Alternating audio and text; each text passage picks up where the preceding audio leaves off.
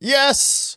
Hello, my beautiful friends. What an amazing day it is. I hope that your week was absolutely outstanding and you're enjoying this incredible Friday. We made it through another very busy week. We are not done yet. We just had a filing come out of the pallets full of ballots cases. It dropped minutes ago. There was a 5 p.m. deadline tonight, and now we've got our hands on it. We've got some concerning little shenanigans from this judge, and the DOJ just responded. Of course, this is the Fani Willis Fulton County case. The FBI came in, seized truckloads full of their ballots from 2020. They're suing to get them back, and the judge just issued some new orders, and we got a new response from the DOJ on that. So we'll go into it all. We've also got another report from 11 Alive News out there in Atlanta saying that there may be illegal voters on their voter rolls, and the county is defending their lists of voters, but the numbers just don't add up. So we've got some reports to go through there and some other updates on the election news in the aftermath of the Calais case, which we talked about earlier this week from the Supreme Court. And Eric Schmidt and Harmeet Dhillon are saying they want some action on this, and Harmeet is saying we're all over it. So all that coming up in the first segment, and we're excited to get into it.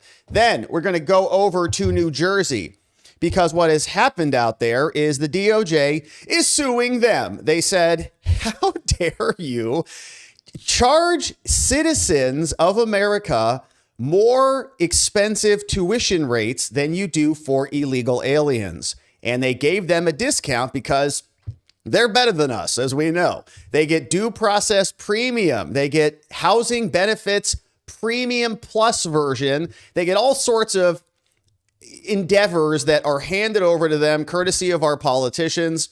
And now they're being sued for that. So we'll go through that. And then we'll wrap it up. We had a new set of documents in the Cole Thomas Allen case, the White House Correspondents Association dinner, attempted assassin, selfie guy. He had more images released in his case. We got an update from his detention hearing, which took place yesterday. And there's a new video that was released by Judge Jeanine Pirro. Not a judge anymore. She's a U.S. attorney in D.C. And so we're very glad that you're here and with us. Happy Friday. Hopefully your week, as I said, was outstanding. Quick reminder at the end of the show today, we're going to be thanking everybody who made very generous contributions to Eric's house. We've got our annual spring fundraiser coming up tomorrow. That's not the right. There you go. We've got our annual fundraiser coming up tomorrow. We've got links if you'd like to make a donation. We're going to thank everybody here today at the conclusion of the show. The Watching the Watchers team, you guys have really shown up. Thank you so much. We've raised $2,300 and it's on the march to $80,000 for ericshouse.org, a nonprofit 501c3. Everything you give is tax deductible. And it's for people who've lost a loved one to suicide, overdose, or tragic death, an organization my mom has started after we lost my brother. So we're going to come back on this. And I just want to make sure if you'd like to join us, we've got it scheduled on YouTube. The link is in the description below. Tomorrow, 12 noon Eastern, we're going to be live for 3 hours. Your boy's going to be emceeing the whole thing. And we hope you can make it and come say hello to us and say some comments in the chat so that your boy's not lonely over there. All right, so that's all in the links down below. Thank you for supporting Eric's house and just for being amazing all around. Let's confirm the tubes are working. Then we're going to jump on into it, baby, because we've got some good updates today as we close out the week strong. And I spent most of the day setting up the technology for tomorrow. So just double checking that everything's working. When I start changing settings, you never know what happens. But it looks like we're live. That's tremendous news. Let's go ahead and get started with our first title right here. And let's just fix this right here because it's really illegal voters. Illegal voters is really what we're working on today. Fulton County and their illegal voters now coming under scrutiny after this 11 Alive news reporter called Savannah Levins did an undercover investigation where she was poking around some of the records that they don't want you to see. We know that the FBI went to Fulton County and seized pallets full of ballots. We've got big updates on that one too. The DOJ just dropped their briefing on this, a notice in response to the judicial order. The judge came down and said, DOJ, you have to answer some questions, and they've now done that. So we'll read through what the DOJ said in response to the judge's order. We also have some interesting ballot questions that are on the Democratic primary ballot. This is the one that's going out to Fulton County for the Democrats. And we'll take a look at some of these questions that are advisory questions. You may have these on your ballots when you go to vote in the primaries. They don't have any legal consequence, but they talk about the FBI raid and the ballot seizure in their advisory voting preliminary primary ballots. That's how mad they are about the whole thing. So we'll come back to that. But here's this report from Savannah Levins. She says, an 11 Alive news investigation uncovered improper or illegal voter registrations in Fulton County, Georgia. You're kidding. Georgia's most populous county. Now, I spoke with citizen challengers and county officials to get to the bottom of it. We've got this report. Then they have a full news segment on this. And we've got even more in their report. We'll see exactly what's going on here, but here is the report from Savannah Levins. Make sure you're giving her a follow. We'll repost this at the top of our timeline over on X so you can do so. But here's what she shared with us after this investigation. This is a part of the roll of registered voters in Fulton County, Georgia. You notice anything a little weird about these birth years? Yeah, we do. That one's 1800. 1800, we got 1900, 1901, another 1800. Man, these people are like ancient, older than most buildings in DC. We've got 1900, a whole list of 1900s, 1901. The list goes on, and all their names are on there. So they went in and they got some pretty curious birth dates that are attached to their voter records. How'd that happen?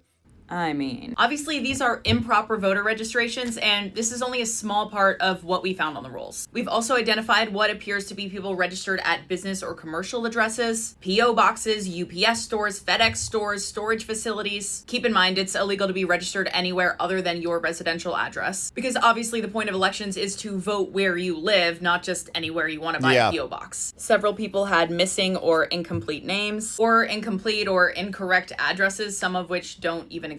So why is this a big deal? Well, it's the county's responsibility to make sure that their voter rolls are so-called clean and that all voter registrations are accurate and legal. Because if they're not, it can enable improper voting or even double voting, which is a felony and has happened in some cases in Georgia. And will one or two of these issues impact an election? No. But there have been tens of thousands of these issues raised just in Fulton County in the past few years. And when we look at the entire state, well, those issues or vulnerabilities can add up. I just published an investigation on this, and listen, no one I interviewed thinks that all of these people are intentionally trying to defraud elections. But they do agree that keeping clean voter rolls is really important because you don't want to leave any doors open for bad actors to sneak in and take advantage of the election process. There's a lot more to this. You can read my article on 11alive.com. Let's do it. Thank you so much for that, Savannah Levins, for digging into this.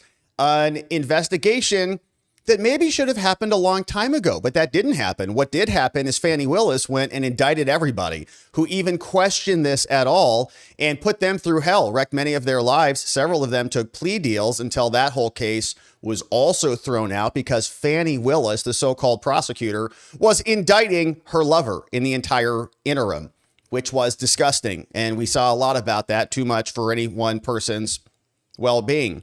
But here's the report over from 11 Alive. And we'll watch the video as soon as we read through this article. You remember this guy right here, Jason Frazier, who we've talked a lot about on the show. Him, along with Kevin Moncla and many other people, have been on this story for quite a long time. Here's what they tell us. Now, in a video posted to X in February, conservative content creators called David Kite and Fabian Garcia, they gesture to an empty, overgrown lot on Atlanta's Fort Street. We're going to take a look at it in the video coming up. He says this is where one person is currently registered to vote from a giant plot of dirt.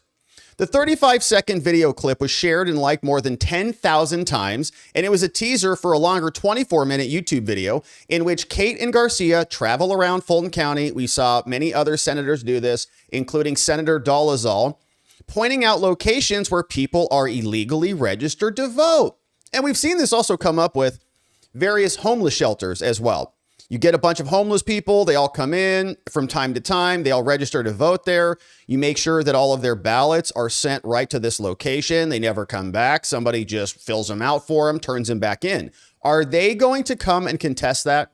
Are they going to hop on their internet and just go check their ballots while they're cracked out on the street somewhere? Probably not. And then report that somebody voted in their name? I doubt it. So they are also accompanied by Jason Frazier, this guy right here, who we've talked a lot about on this channel and even covered his testimony in front of the Fulton, in front of the Georgia State Elections Board, which they're trying to wreck every single day. We've got the mission involved challenging thousands of Georgia voter registrations. What they're trying to do is clean the lists. Harmeet Dhillon is suing dozens of states to say, can we just take a look at your list? Can we just validate whether they're accurate or not? The answer from all of them, of course, is no. How dare you? This is private records. And we know if you control the list, you can control the election, which is why they are fighting tooth and nail to prevent anybody from actually looking at them.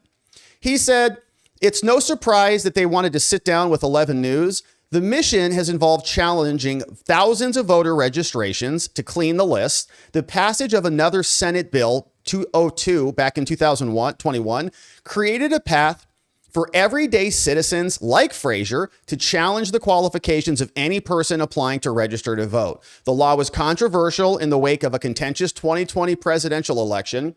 Joe Biden defeated Trump after the water main break, and they pumped in 11,000 votes from nowhere. It was particularly a tough loss for Republicans because it hadn't gone blue ever. A recorded call between Trump and Raffensperger, we know the call. Frazier and many of us, many of you as well, also were labeled election deniers and conspiracy theorists and hammered for spreading misinformation. And many people went to jail over it for just showing up to the building and being invited inside the Capitol by police officers. Now, it did pique his curiosity. All he said is, hey, all I want is a clean election. And I believe that should be very bipartisan. So what did he do? He paid the $485 fee, went and got the county by county voter rolls. All of that are public now. And he found a big problem. I very quickly found 10,000 people in Fulton who were registered more than once. Oh no, that enables double voting. And when you're talking about tens of thousands across the state, that's enough to swing an entire election. But since 2021, there have been dozens of accusations of double voting, which is a felony. Raffensperger's office did not provide current data when asked.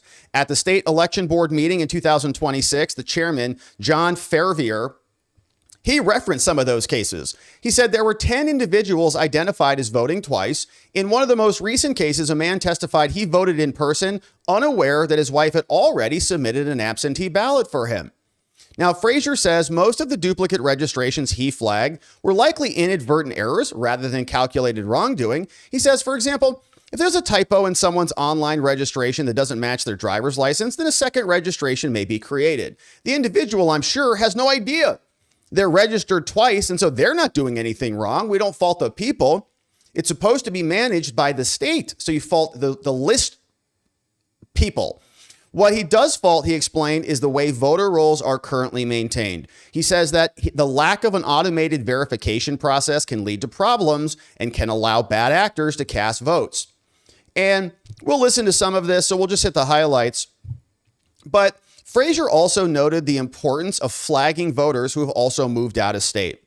He said nefarious actors could know that individuals moved out of Georgia, and odds are he's not going to vote there, so they could take his mail-in ballot, somebody who left, request it, and vote for them. Or like a homeless person, like in Arizona, where they have homeless shelters with thousands of people registered to vote. Or you could request an absentee ballot to your Georgia address, vote on that absentee, and then go vote in Florida.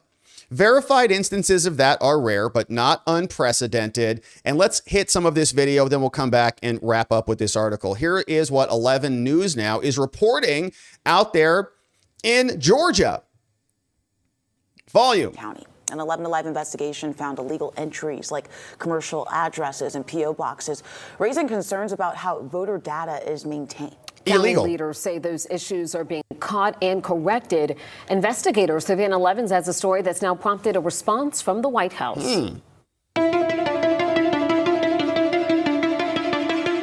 This This is a beautiful Atlanta skyline. And this is where one person is currently registered to vote. I just want to find 11,780 votes. And that was not an attempt to find the votes to change the outcome of the election from the president. If you read the full quote and clip in context, he's talking about having to reach the threshold in order to file a lawsuit to then go contest the election.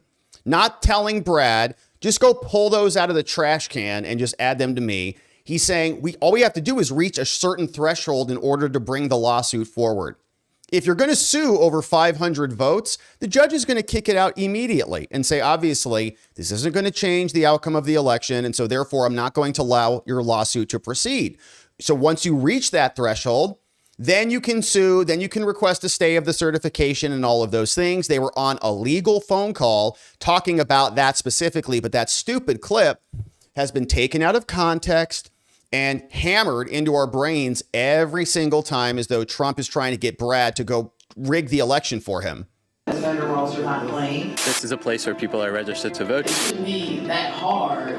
In Georgia's most populous county, Fulton, there are nearly 800,000 people actively registered to vote, and 16 people in charge of making sure the county's voter roll is clean. It is not something that we hit and miss. It is not something once a month. It is daily. In January, we had 53,000 voters that we had to look at to determine whether or not they were should be challenged. The department issues its own challenges. Fulton Election Board Chair Sherry Allen knows it's an uphill battle in a county this large. Now we're down to 14,899, but more come in every day. Thousands of anomalies, people illegally registered at non-residential addresses, like P.O. boxes or businesses, moves out of state, invalid birthdays, name and address typos, deceased voters, people registered twice. But it comes down to validating the data. You register to vote, and it's whatever they type in. But when you're talking tens of thousands across the state, that's enough to swing an election. Jason Frazier was one of the first citizens to publicly challenge voter registrations in Georgia after the passage of a state law in 2021 that gave the public a legal path to do so. It was a hotly debated decision in the wake of a contentious presidential election. You don't believe the intention was all above board? Absolutely not. Fulton Commission Chair Rob Pitt says he believes some Republicans took advantage of the process to flame mistrust in the election results. Yeah. Do you believe that those challenges uncovered any legitimate concerns about the voter rolls? None whatsoever. Let me say this. There's no such thing as a perfect election. There's always a possibility of human error. There's always a possibility of mechanical error. Weird, but there's no possibility of criminal intent or criminal negligence or some sort of nefarious actor who could actually put their thumb on the scales by double scanning or triple scanning ballots or breaking the seal of the machines or not filling out the poll tapes at the beginning or the end of the election, or the list goes on and on. We've read through many of the problems here. All of it is just administrative error. Wow. And just oversight. And apparently in Georgia, they've got idiots running the elections who can't even handle the basic procedures. But don't you dare ascribe any criminal intent to that, okay? It's all just oversight. Or failure. That can happen. But when we find out that something is not right, we immediately correct it. Starting in 2021, Frazier submitted thousands of voter roll challenges, primarily in Fulton County. I found 10,000 people in Fulton County that were registered more than one time, and that enables double voting. Since the 2020 election in Georgia, there have been dozens of accusations of double voting, a felony, by both citizen challenges and the Secretary of State's office. At least 7 have faced criminal charges. The state election board discussing some of those cases at its meeting just this month. There were 10 individuals that were identified as voting twice. Frazier's challenges weren't limited to duplicates. I think I turned in around 4,000 people that had either typo or completely made up addresses like Grant Park. I looked at every UPS store, FedEx store, Pack Mail, even the self-storage center that you've got right down the street from here. Almost 100% of those locations had people registered to vote there. 11 Alive Investigates obtained a copy of Fulton's voter roll and independently found several anomalies, including dozens of registrations at P.O. boxes or apparent commercial addresses, and otherwise invalid data like birth years of 1900. How does something like that happen? You shouldn't see that anywhere anymore. Some Inadvertent, some of it is education and knowing what the law requires. Do you think that these things could be resolved in, 24 hours? Or does yes. Yes. Yes. And we have people who, they work very quickly. But Frazier says many of the registrations he challenged years ago remain on the roll today. They accepted the challenge, admitted that those were illegal addresses, and left them on the voter rolls. So, and several of them continue to vote at UPS stores. We cross-referenced the voter roll with the UPS store nearest to 11 Alive's Midtown studio. And sure enough, there are 27 people registered to vote right here at this UPS store today. It took you minutes to find. I really feel like in today's world, we can do better than this. Anyone whose registration is challenged by either the county or member of the public will receive a letter prompting them to correct it online, over the phone, or in person within 30 days. Right. If they don't, they'll be stopped from casting a vote on Election Day, with an option to attend a hearing that night to resolve it. It's a process some challenged voters have called tedious and targeted. I don't want to cause a difficulty on anybody, but I want them to vote in the right district and only one time in America. The looming question as another election draws closer, could these invalid registrations threaten Georgians' trust in the process? If we had midterms tomorrow, I'd feel good about it. All I want is a clean election, and I believe that should be very bipartisan. Savannah Levins, 11 Alive News investigates. Yeah, of course she would feel really good about it because it's rigged in their favor, as we've seen repeatedly. And they refuse to investigate anything. Even Brian Kemp, the governor, he responded to some of the lawsuits and said, yeah, we found about 24 discrepancies that we really couldn't explain. And all of the investigators who were investigating 2020 are the big ones, not all of them. But guys like the judge, Scott McAfee, and Vic Reynolds, the Georgia Bureau of Investigators, they were told by the governor to be a team player. They sent and said that to a senator at the time, Senator Perdue, who relayed that in a deposition, saying, I asked Georgia and their Bureau of Investigators, the GBI, to investigate. He said no. The governor said no. So when they come back and they're like, oh, we've got like 7 people, 10 people. You know how hard it is to do a criminal investigation into 10,000 people? You have to be the FBI. You have to unleash a dragnet to go after the J6ers. It takes years and millions of dollars to do that. So in Georgia, they're just like, oh, it's not happening. Did you look? No, but we just know. So stop being a bigot. So these, of course, all are being reported by citizen heroes like Jason Frazier and Kevin Moncla and others. These were not limited to duplicate registrations. We saw the P.O. box. We saw the FedEx store. Senator Dolezal, also from Georgia, went around, saw the same things. In 24, Secretary of State Brad Raffensperger, he announced that they identified and prosecuted a person. Great job. Only one. Everything else is perfect.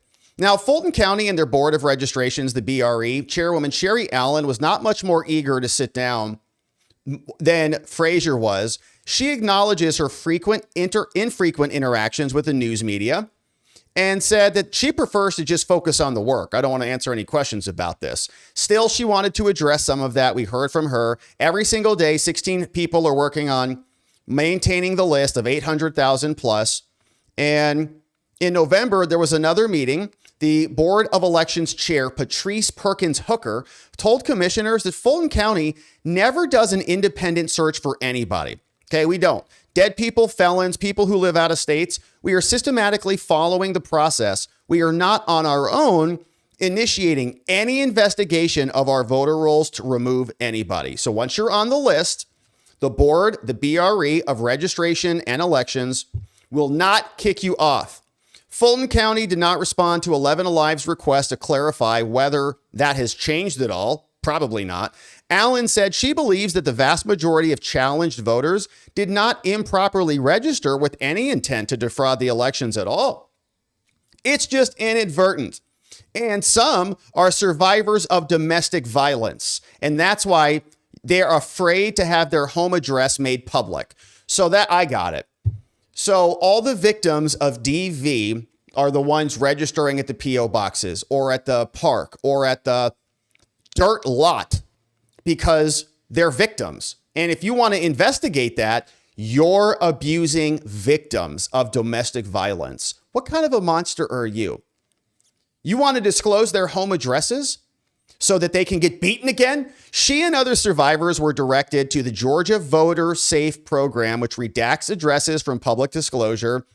Allen said the perception that the county isn't doing enough to maintain its roles is unfair, and noted that some citizen challengers have not been helpful to expedite the corrections. Now she's mad at the watchers who are investigating the Watchmen. I do know that we have asked some of those people, let us see what your list is and we'll check it out. They've not been forthcoming. Yes, they have. They filed it. They filed it and linked to the PDF files on the internet. We would like to have that information if they have something we don't. No, you wouldn't. Frazier confirmed that he declined to send his list to the county when asked this year. He said the reason is simple, is because duplicate registrations and typo fake incomplete addresses are generated every month, and without a process change, what's the point? Without a simple verification when people are being registered, it would be pointless for me to simply monitor the rolls and then send them the list months after month when they have $33 million budgets to conduct this work. So, and we've seen his filings. We've seen Kevin Monkla's filings. Their briefs into the courts and to the state election board are filled with information. But it costs them money to go buy the list and pull them every month and then to send them over to Georgia, and then Georgia doesn't do anything with them. He said that he also forwarded 11 Alive several emails that he did send to the county in 2022 and 2023, which included attachments. He said, I have attached a file including 11,780 voter registrations, which seems like it's the exact same margin that we saw in 2020, all with people with 2, 3, 4, or 5 registrations belonging to the same person. He's been sending this for years. He wrote in one email sent in March 22, you will quickly see that the vast majority of them are clear duplicates. Observant readers might remember that number, 11,780. That's the same number that Trump said find. Frazier said he gave him that number just to make a point. And he sent another email saying, I've located, idiots, another almost over 1,000 additional duplicate registrations. He also said that many of the issues he raised were then not promptly addressed, of course, because Fani needed to indict her lover and then go indict Trump allies. In one of his challenges from 23, he identified 979 Fulton County voters registered at business addresses. A BRE hearing 2 months later reviewed and verified those cases, and they opted to send challenge letters to those voters. Nearly 2 years after submitting that challenge, then in December 25, Frazier sent a letter back over to the State Board of Elections. He identified 148.6 of those challenge voter registrations that had not yet been updated or corrected. Some had even voted twice. Okay, so you get this, guys. Like, the frustration here is maddening. He sends them info. They don't do anything. People vote twice, even though he warned them about it. And they're like, well, you're not sending us any information. If you did, then we could do something about it. No. So they take a closer look. They obtained a copy of the Fulton County voter rolls, and they independently identified what appear to be improper registrations. See some here listed. They say several voters registered at P.O. boxes, UPS, FedEx stores, virtual mailboxes that are not attached to residential buildings. Other registrations were associated with addresses zoned for business or commercial use. There were 40 registered voters listed as active with birth years between 1885 and 1900. Incredible. Now, in years past, if someone made an error, a default number was placed into the system, but you're not going to see that anymore. We're not doing the 1900 things. We know you guys are onto that. So now we'll just make it 1965 or whatever. Okay, leave us alone. When asked how quickly issues like this could be corrected, you heard her in the video. She said 24 hours. And Frazier doesn't have any confidence. Now, as an experiment, 11 Alive News investigators cross-reference the county's voter roll with the addresses of 2 self-storage facilities and the nearest UPS store to the newsroom's Midtown location. They said no registrations were there. Frazier said that's shocking because they're everywhere. The UPS store in Monroe, however, that appeared to be associated with 27 voter registrations. He says it took you minutes to find it.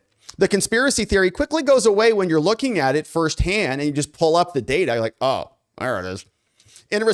Conspiracy theorists, it's on the file. It's on the record. It's their records. In response to 11 News' findings, A White House spokesperson said the Trump administration takes seriously any allegations of fraud. Election integrity has always been a top priority for President Trump, and the American people sent him back to the White House because they overwhelmingly supported his common sense election integrity agenda. True.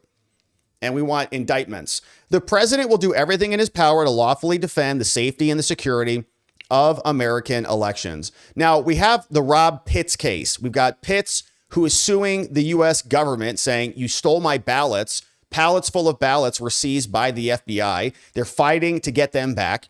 He's been a vocal proponent in support of his voter maintenance. We've had 17 successful elections, but it always goes back to 2020, which baffles me. He said, I'm really sick and tired of it, but it's political theater. Well, we'll see when that indictment comes, how you feel about it then. He said, there's no perfect election. We saw that in the clip. A bill proposed by Georgia Republicans in 26 would have levied civil fines of up to $10,000 if there was a successfully challenged registration that was not removed. The bill died. And of course, they give us some more information. What happens if your voter registration has been challenged? Under Georgia law, when a voter's eligibility is challenged, counties are required to investigate. That can mean the voter must appear in person. Critics argue that the requirement is a significant burden. And here's essentially what they get. Hi, your right to vote in Fulton County has been challenged by somebody. Pursuant to Georgia, any elector may challenge another elector. And so your reason for being challenged is you moved out of state. If you present evidence prior to the hearing that you didn't move out of state, then we'll cancel the hearing. Otherwise, get your booty down for the hearing and we'll determine if you can vote or not. That's a copy that was sent out to voters. The letter goes on to explain the basis of the challenge. Challenged voters can come in and contest the hearing. And 2026 primaries are already underway. For this interview, William Augie DeAugustinis didn't need to pull up a chair. He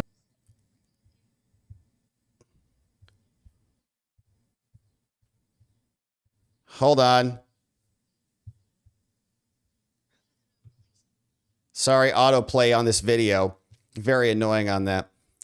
These news sites are just the worst. So that was an autoplay video. My apologies. But that was on 11 Alive News. Somebody in a wheelchair. Hopefully he can get up out of that pretty soon.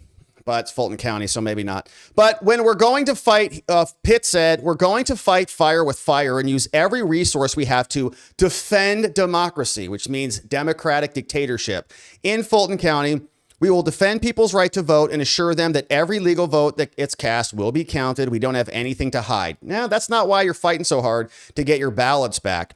And we've got an update in the Pitts case. And we saw previously on this show that the Fulton fraudsters hired a bunch of outside lawyers, guys like Norm Eisen and his crew, along with Abby Lowell and his crew, to come in and help them get their ballots back. They say the FBI stole the ballots and it's their property and they need to return them. Just like a murderer might sue the FBI when they seize the murder weapon. The murderer says, if you look at that murder weapon, I'm going to prison forever. So I'm going to go sue you to get my murder weapon back. And in this case, it's a civil matter. The judge has been indulging it. Pretty shocking, actually. But now we have an order from the judge. Previously, there was a motion to compel. We talked about this some time ago. They filed supplemental authority. They said they're not giving us our information that we're seeking. The motion to compel, of course, came from literally Norm Eisen and Abby Lowell, two Democrat super lawyers.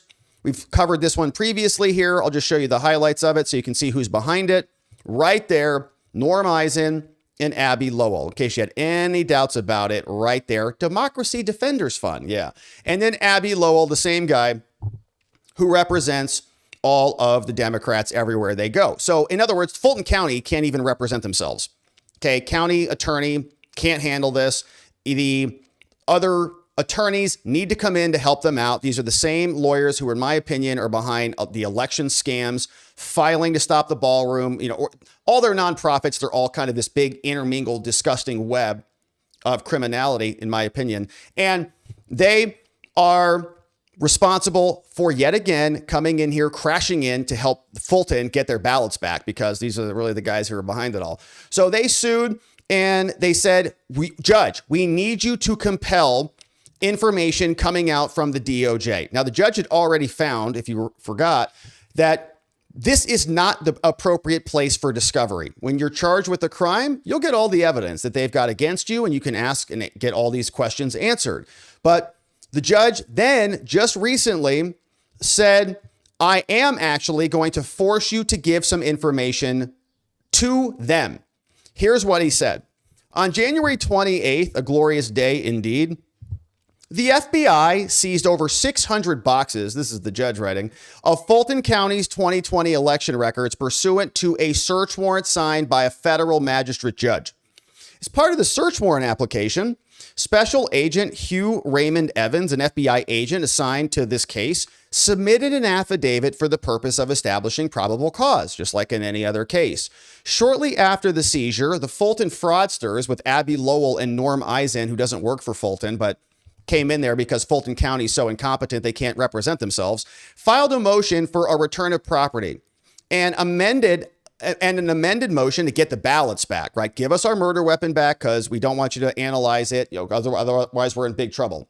The court held an evidentiary hearing back in March. A few days after the hearing, they supplemented the record. In the motion, the fraudsters requested that the court order the response from the DOJ to certain questions that they have. They sought this information to support their argument that the criminal investigation was initiated to get around the civil case, right? We already had sued them from the civil division at the DOJ to go get the ballots. And they said, well, now you're charging us with a crime because you're losing the civil case. And that would be an improper pretext to go get something that you were failing to get, saying that you're kind of making up evidence of criminality because you're losing the civil case. After briefing, the court denied the motion because they had not requested that information from the DOJ themselves. Nevertheless, the court did extend time for submitting evidence and said, if you can get it via a TUI request or otherwise, if you go make a request and you get it, then I'll hear it.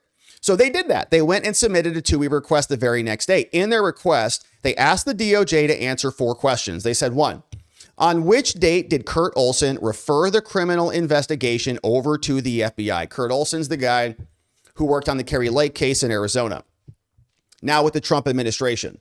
On which date did the FBI open the criminal investigation that was identified by the FBI agent in the affidavit? Were there any meetings or communications, including phone calls, in-person, text, emails, other digital communications, in which DOJ officials, including but not limited to Kurt or White House, discussed using a search warrant in response to the delays in the civil case? And if so, on which dates did any meetings or communications occur, or who were attendees at each meeting or participants in the communication? And 4, on which date did the DOJ first begin drafting the affidavit? So they sent that into the DOJ. The judge already said, I'm not going to force them to give you information. But then he said, I'll get information if you can get it. Respondent, DOJ, FBI, they denied the request on April 17th. We read that here. First, the DOJ stated that the request was denied for the reasons provided in their opposition, which included it's untimely, the information sought is irrelevant to your motion, certain information of petitioners is privileged, and second, they denied the request because it is cumulative. Now, according to the denials, if parties routinely file these motions, then it would give them a free shot at the criminal investigation, and the DOJ wouldn't be able to do its job because every person charged with a crime or under investigation for a crime who has evidence seized from them would do the same thing. It's the murder weapon example. They'd all go get their murder weapon back, just like the Fulton fraudsters are trying to get their ballots back. Though it denied the request, the DOJ did give them some information. They said, all right, leave us alone. Kurt Olson sent a formal criminal referral to the DOJ before a motion to dismiss was filed in the civil case. Okay, so stop crying. Then they filed a motion to compel. They said, Judge, they gave us some information, right? This is the problem with giving anybody anything is then they say, oh, see, you can give us some information, so I guess it's not privileged at all. So the judge says, I ordered briefing on this. Now it's landed here, and now I'm going to analyze it. Saying, when a party seeks testimony from the federal government, they go through TUI requests, which we've talked a lot about here. They may only overturn a decision to not give information if it's unreasonable or not based on proper considerations. Now, while the above section from the TUI regulations says that some testimony and unclassified materials could be released, there are other factors that the DOJ needs to consider about privilege and other matters. So the judge then says, well, let me analyze their rules and how they have been handling these requests for data. The parties disagree about whether this was arbitrary and capricious. Under the APA, a court may overturn an agency if it was an abuse of discretion, if it was arbitrary, capricious, and more. Cite some Supreme Court precedent and walks us through a bunch of case law. Now, as discussed above, there were several reasons for denying the request. The court's going to analyze each one of them, saying the DOJ denial offers 3 reasons. First, they said it's untimely. Second, because it's irrelevant because the 11th Circuit case law holds that there is no constitutional violation in using a search warrant or even conducting a criminal investigation to go get materials that they also want civilly. Happens all the time. They also, and their timeliness in their arguments, he says those are not a rational basis for denying the request. Okay, so DOJ, FBI loses. Timeliness, no.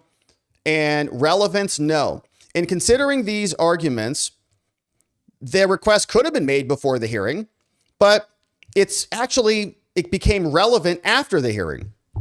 The court gave them additional time to obtain evidence, and so TUI was extending the time frame. The deadline wasn't the hearing. The deadline was what the judge said the deadline was. Their request for evidence thus is timely.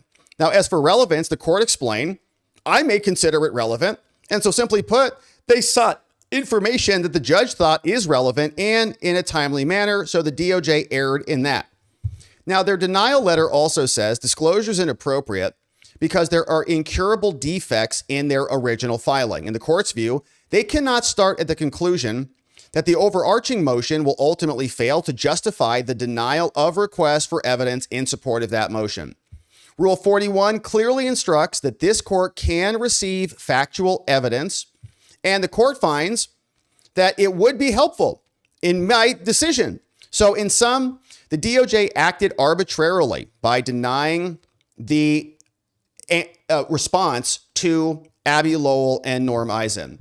Now, in its denial, they also said privilege, which they're allowed to invoke.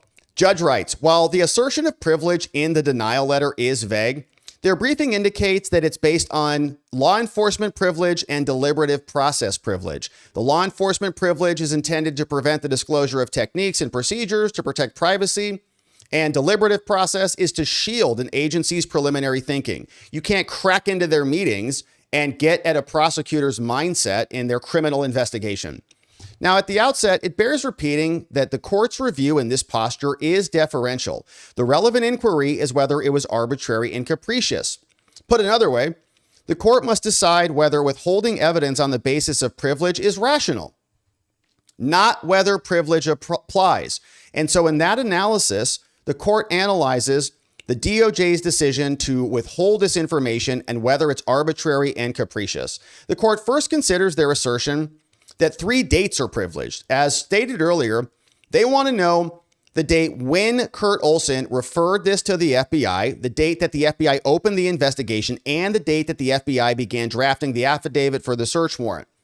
As an initial matter, the court notes that these questions are seeking an extremely small amount of information. It should be very simple, just dates.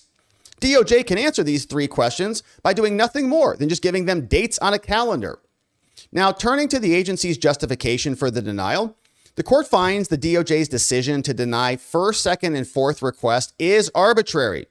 As to law enforcement privilege, they don't articulate any particular interest that would be hindered, like confidential sources, investigative files, and any other things, if the dates are disclosed. And the judge says, I don't see how the dates could impact those matters.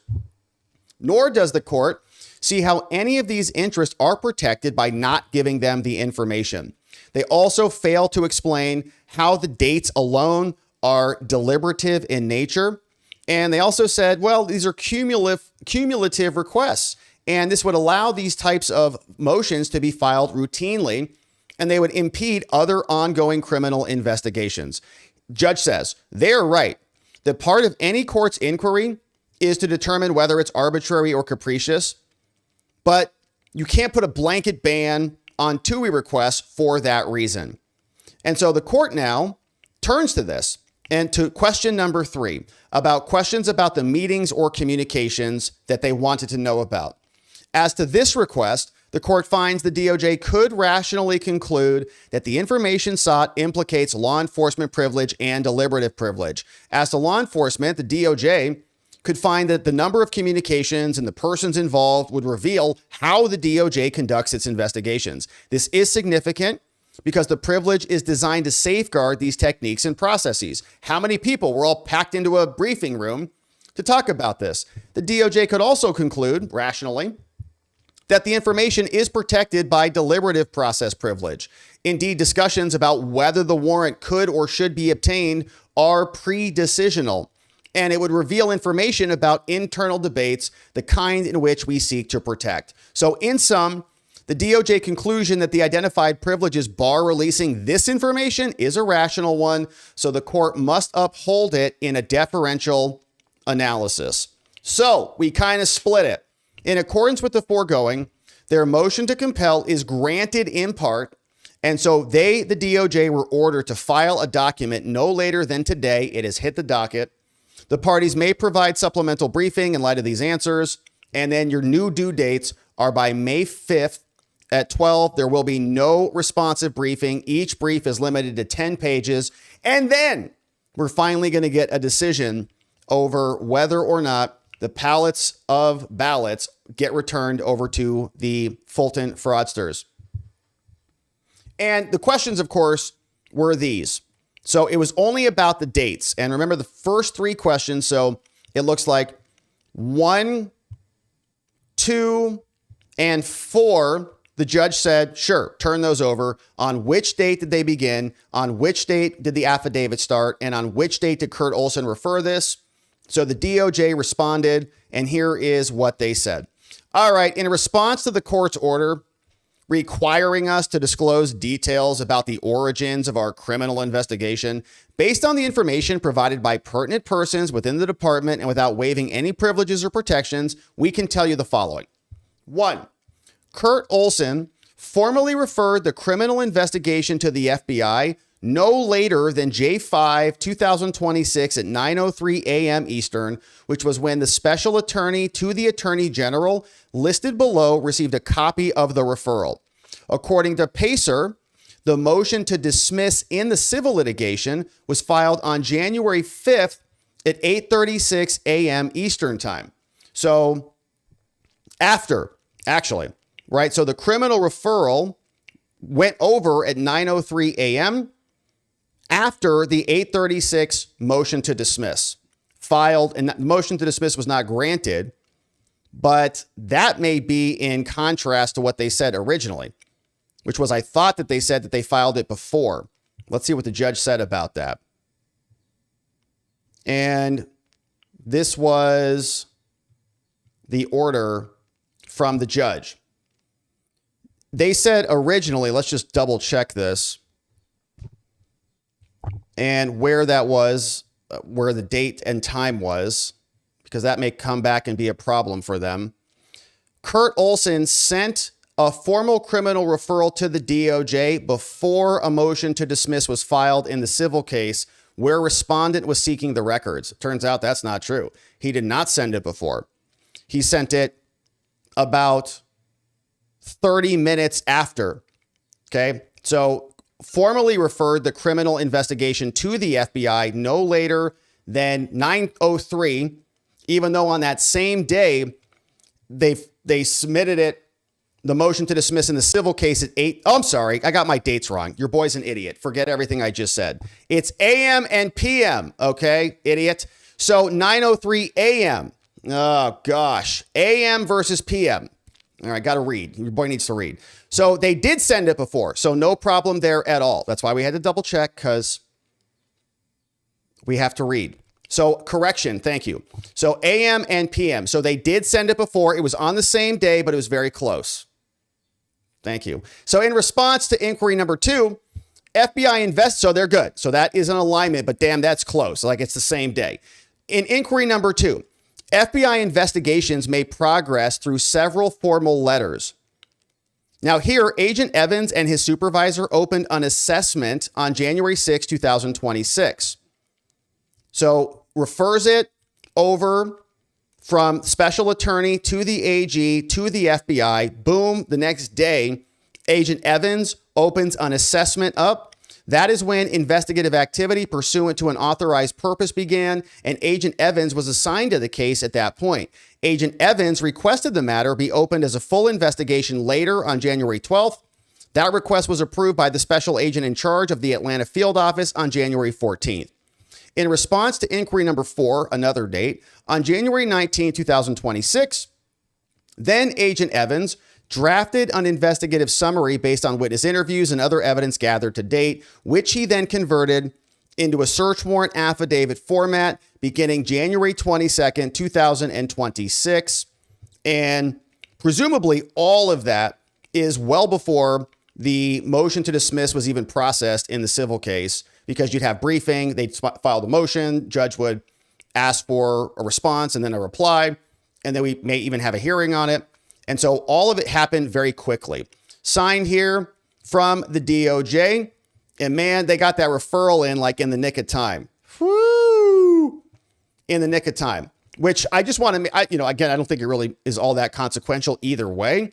I just want to make sure that they're consistent with their prior report, with their prior proffer to the court, where they said, we did send it before. I don't want them to come back and say, actually, we didn't. So they're clear. It's an AM PM problem. And the motion to dismiss came in the PM at 8:36, right? So that's kind of a late filing, which I think is why I was not even thinking about that. But late filing, 8:36 PM, got it in there January 5th, but the criminal referral had already been sent over. And then the investigation started. So the motion to dismiss, in other words, had not even been a part of their consideration. Right? Motion to dismiss comes in. You'd say, oh, Kurt Olson goes, oh, crap, this is a good argument. We're going to lose this. Now we need to go charge them with a crime. No, he didn't even see it. Didn't even come in until 8:36 p.m. And glad we got that corrected as we were reading quickly here. But all of that has now hit the docket. And so the judge gave us some new briefing schedules on this and said each party shall be due with your briefs no later than May 5th. So we'll be coming back next week, 10 pages from both sides. And then hopefully we finally get an answer on this one. But there's also some strange things going on in Fulton County's primaries. They have these things called advisory votes. And so if you go over to their sample ballots for upcoming elections, just so you can get prepared, if you're in Georgia, you want to go vote in Fulton County, and you happen to be a Democrat, when you go and cast your ballot, this is what you're going to look at. This is how upset they are about the fact that they're investigating their ballots. You see, this is their May 19th, 2026 General Primary Consolidated Democratic Ballot. Check your sample ballot for your personal ballot over at this web address. This contains all the races for the May 19th, 2026 General Primary election. It's a Democrat primary. Keisha Lance Bottoms, I think, is now, who did she just get endorsed by? I think Fani Willis just came out and endorsed her or something. Lieutenant Governor, Secretary of State, many others. Now, what's so interesting about this is if you scroll down to these advisory votes, they've got one about the raid of the pallets full of ballots. They're all pretty wild. Here's party questions for the state. Should the Georgia raise the sales tax on everyday items like clothing, food, and school, and other supplies to pay for an income tax cut that would make millionaires and billionaires richer? Interesting question. Number 2, is it ethical for political candidates who have used their public offices to enrich themselves and their families, or have had nearly $1 billion of business dealings with the state of Georgia to hold statewide office? Well, I think they're talking about the Republican governor candidate. And number 3, at the county level, did you know that Georgia Republicans want to defund police and fire departments across 15 cities in Fulton County through their proposal to eliminate property taxes, which fund municipal services? And yes or no, On January 28, 2026, the FBI raided Fulton County Elections Office and took your personal data, which they didn't. They took the ballots, not the voter lists. Do you think they should have your personal voter data? Yes or no? Question going out to all the Georgia Democrats.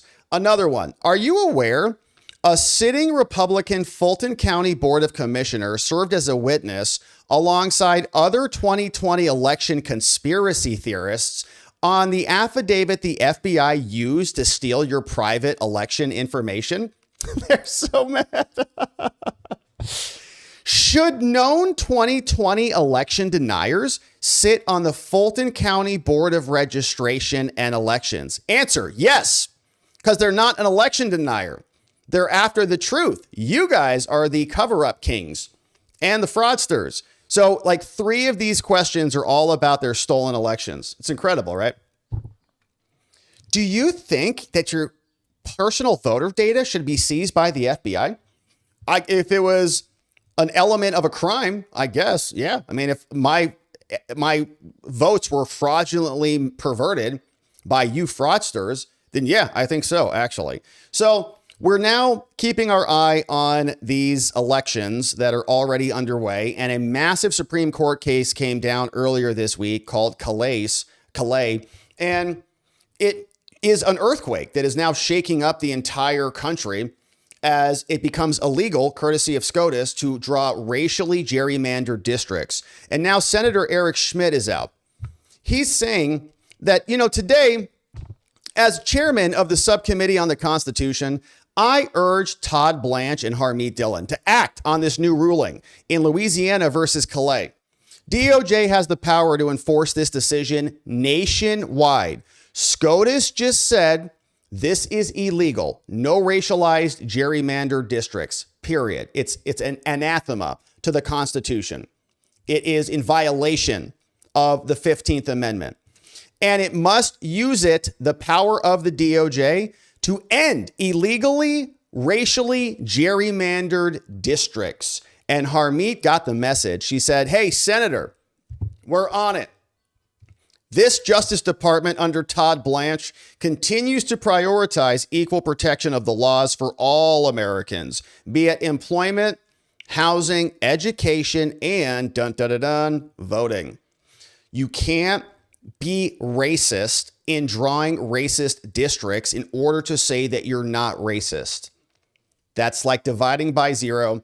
It's against the Constitution and it doesn't work. Schmitt says, my subcommittee has oversight responsibility for constitutional rights and the DOJ Civil Rights Division, and we're definitely going to use it.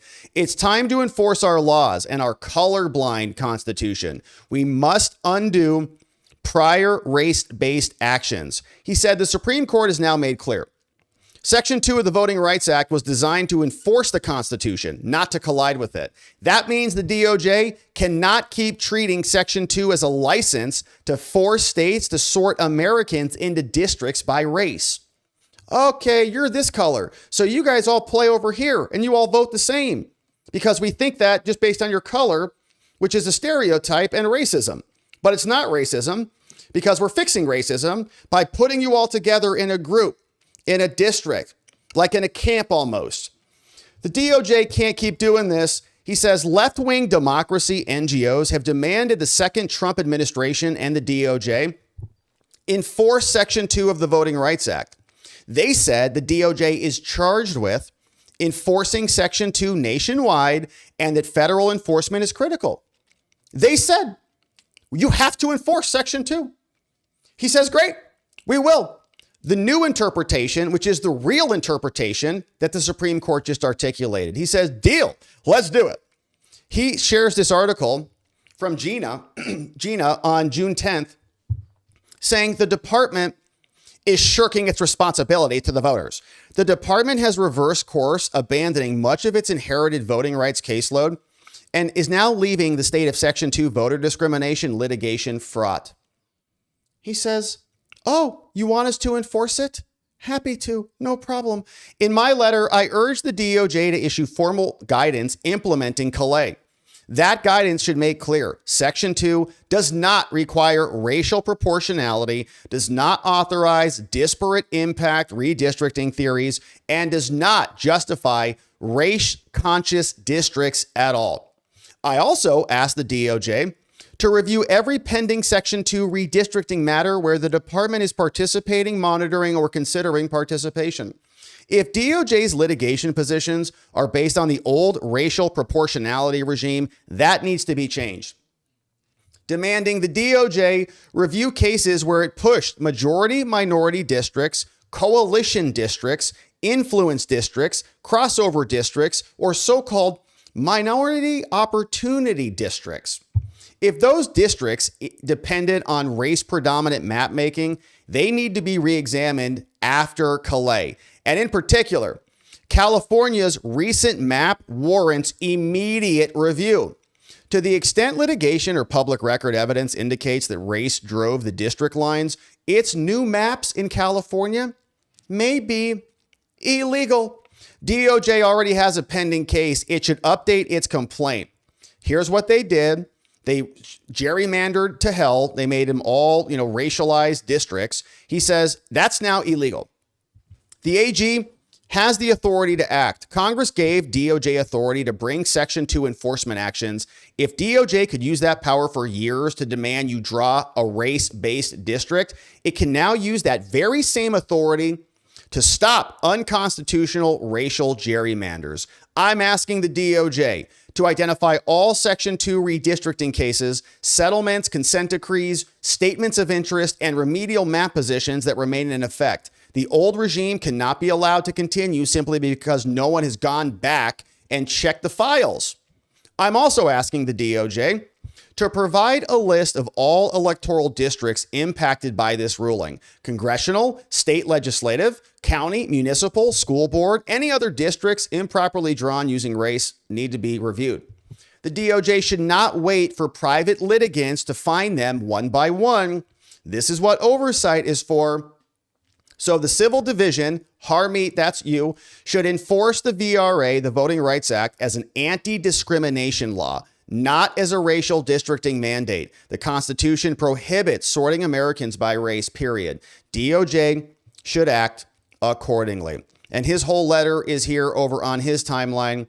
He says, Dear Acting Blanche and Dhillon, I'm on the Judiciary Committee subcommittee, and our job is to enforce the Constitution and civil rights laws. As you know, Louisiana versus Calais gives the department an important opportunity to do that. I write to urge you to seize this opportunity and enforce Section 2 of the Voting Rights Act. We love the Section 2 now. Huge Section 2 fans. The Attorney General has ample authority to act here. In Section 12 of the Voting Rights Act, Congress expressly empowered the AG to bring action, so you can go file suits. You can look at these racialized districts and sue to crack them. That same authority can now ensure this is enforced faithfully. The point is straightforward. If the DOJ had the authority to invoke Section 2 under Joe Biden against so many districts in the past, it also has the authority to ensure that Section 2 is no longer deployed as a pretext for racism. After Calais, enforce Section 2, and doing this includes preventing Section 2 from being misused. And this is a major correction that we just saw, saying it's going to ensure that lower courts stop applying Section 2 that continues the bad interpretation. Under previous administrations, the Civil Rights Division and allied litigants have too often treated Section 2 as a mandate for race-based redistricting. The department's own prior guidance described Section 2 as its principal tool about redistricting and stated that Section 2 prohibits practices with racially discriminatory results.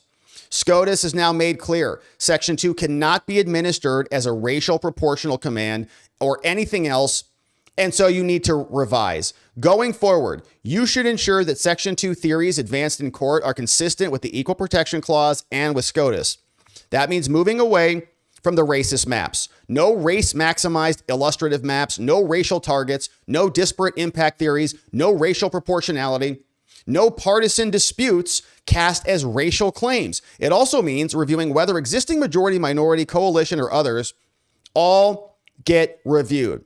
California's recent map is a prime example of this. You should promptly review your pleadings in that case and do the following things and act swiftly with urgency. Issue some guidance right now about how this needs to be interpreted. I look forward to working with you to ensure that the Civil Rights Division enforces Section 2 as an anti-discrimination law, not as a racial districting mandate. And so to assist, I've got the following steps laid out for you. This is why we like Eric Schmidt as the AG. This is good stuff. Issue formal guidance implementing Louisiana versus Calais. You should provide attorneys and staff with clear guidance that Section 2 does not require racial proportionality, may not authorize disparate impact, may not justify race decision districting unless Section 2 requires under the updated framework. You should also review Section 2 redistricting litigation. All pending matters, whether the DOJ is a party to anything, you need to be involved. Also, update litigation positions, review districts that were created by the other administrations, and support faithful enforcement of equal protection straight across the board. To help us help you, give us this information. How about a list of all pending Section 2 cases, a list of all redistricting matters since J1 2020, where you advocated, or rather the prior DOJ advocated for creating the racist districts, a list of all cases and matters in which the department has argued that Section 2 does require racism, a written explanation of whether you agree with this or not, a written explanation of whether the department agrees that plaintiffs must disentangle race from politics if they're going to make that claim, a list of all DOJ redistricting cases, a list of all electoral districts impacted by this, and let's go. Supreme Court has given the department a historic opportunity to restore Section 2 to its proper role and not become a racial proportionality mandate. I look forward to working with you in filling the rights of the Constitution and in implementing this decision after Calais. The Constitution does not require Americans to be sorted into districts by race. The Voting Rights Act should protect voters from discrimination, not compel the states to engage in it. I appreciate your attention to this important matter, and I look forward to your response. Let's go. Signed, sincerely, Eric Schmidt, your friend and a champion of voter equality. And Harmeet says, we're on it, Senator. Let's go. Hopefully we got a bunch of action now taking place over there at the DOJ. And Harmeet also shared this one from Morning Wire. She said the Civil Rights Division voting section seeks nationwide free and fair elections in which all Americans can believe. We will continue to vigorously uphold and enforce America's voting laws, courtesy of Harmeet Dhillon in this clip. You've also been involved with some election integrity investigations. Both Georgia and Michigan, for different reasons, have been in headlines for some voter irregularities. What can you tell us about the work you're doing there? So I was investigating and asking for ballots from Fulton County, Georgia. But then one of my colleagues at the Department of Justice has opened up a criminal investigation. And so criminal work typically takes precedence over the civil work that I initiated. So I'm not part of that lane. I may eventually pick it up again if appropriate, but for now that's being handled on the criminal side. In the Michigan side, we keyed our investigation there in demand for ballots in Wayne County, Michigan, off of the fact that several people had actually been prosecuted for illegally voting in that county. We also saw some irregularities in the 2020 election as to how they administered that election. The goal here is to make sure we've had a lot of elections or both sides, sometimes one side, sometimes the other side. Stacey Abrams, Hillary Clinton have complained of election irregularities. Supporters of President Trump complained about that for 2020. So what we're looking for is for all Americans to accept the outcome of our elections. And for that, we need to have a regular, a verifiable, and auditable process. That's also required by federal law. What we're seeing a lot of problems with that. So we want to get rid of those problems before the next elections. Right. Yeah, it would be nice. But they don't want any scrutiny over their elections. They're happy with the outcomes as long as they go their way. Remember, they tried to throw Trump off the ballot and then turned around in the very same election and lectured us about democracy in America. So we know they are the ends justify the means people. We want free, fair elections with integrity. We want voters who should be voting, actually voting, and we'll live with the outcome, but not when the whole system is rigged top to bottom and we can't even see who is counting or how they're counting. And we have major anomalies that they refuse to explain. and just call you a conspiracy theorist and tell you to move on. Not anymore.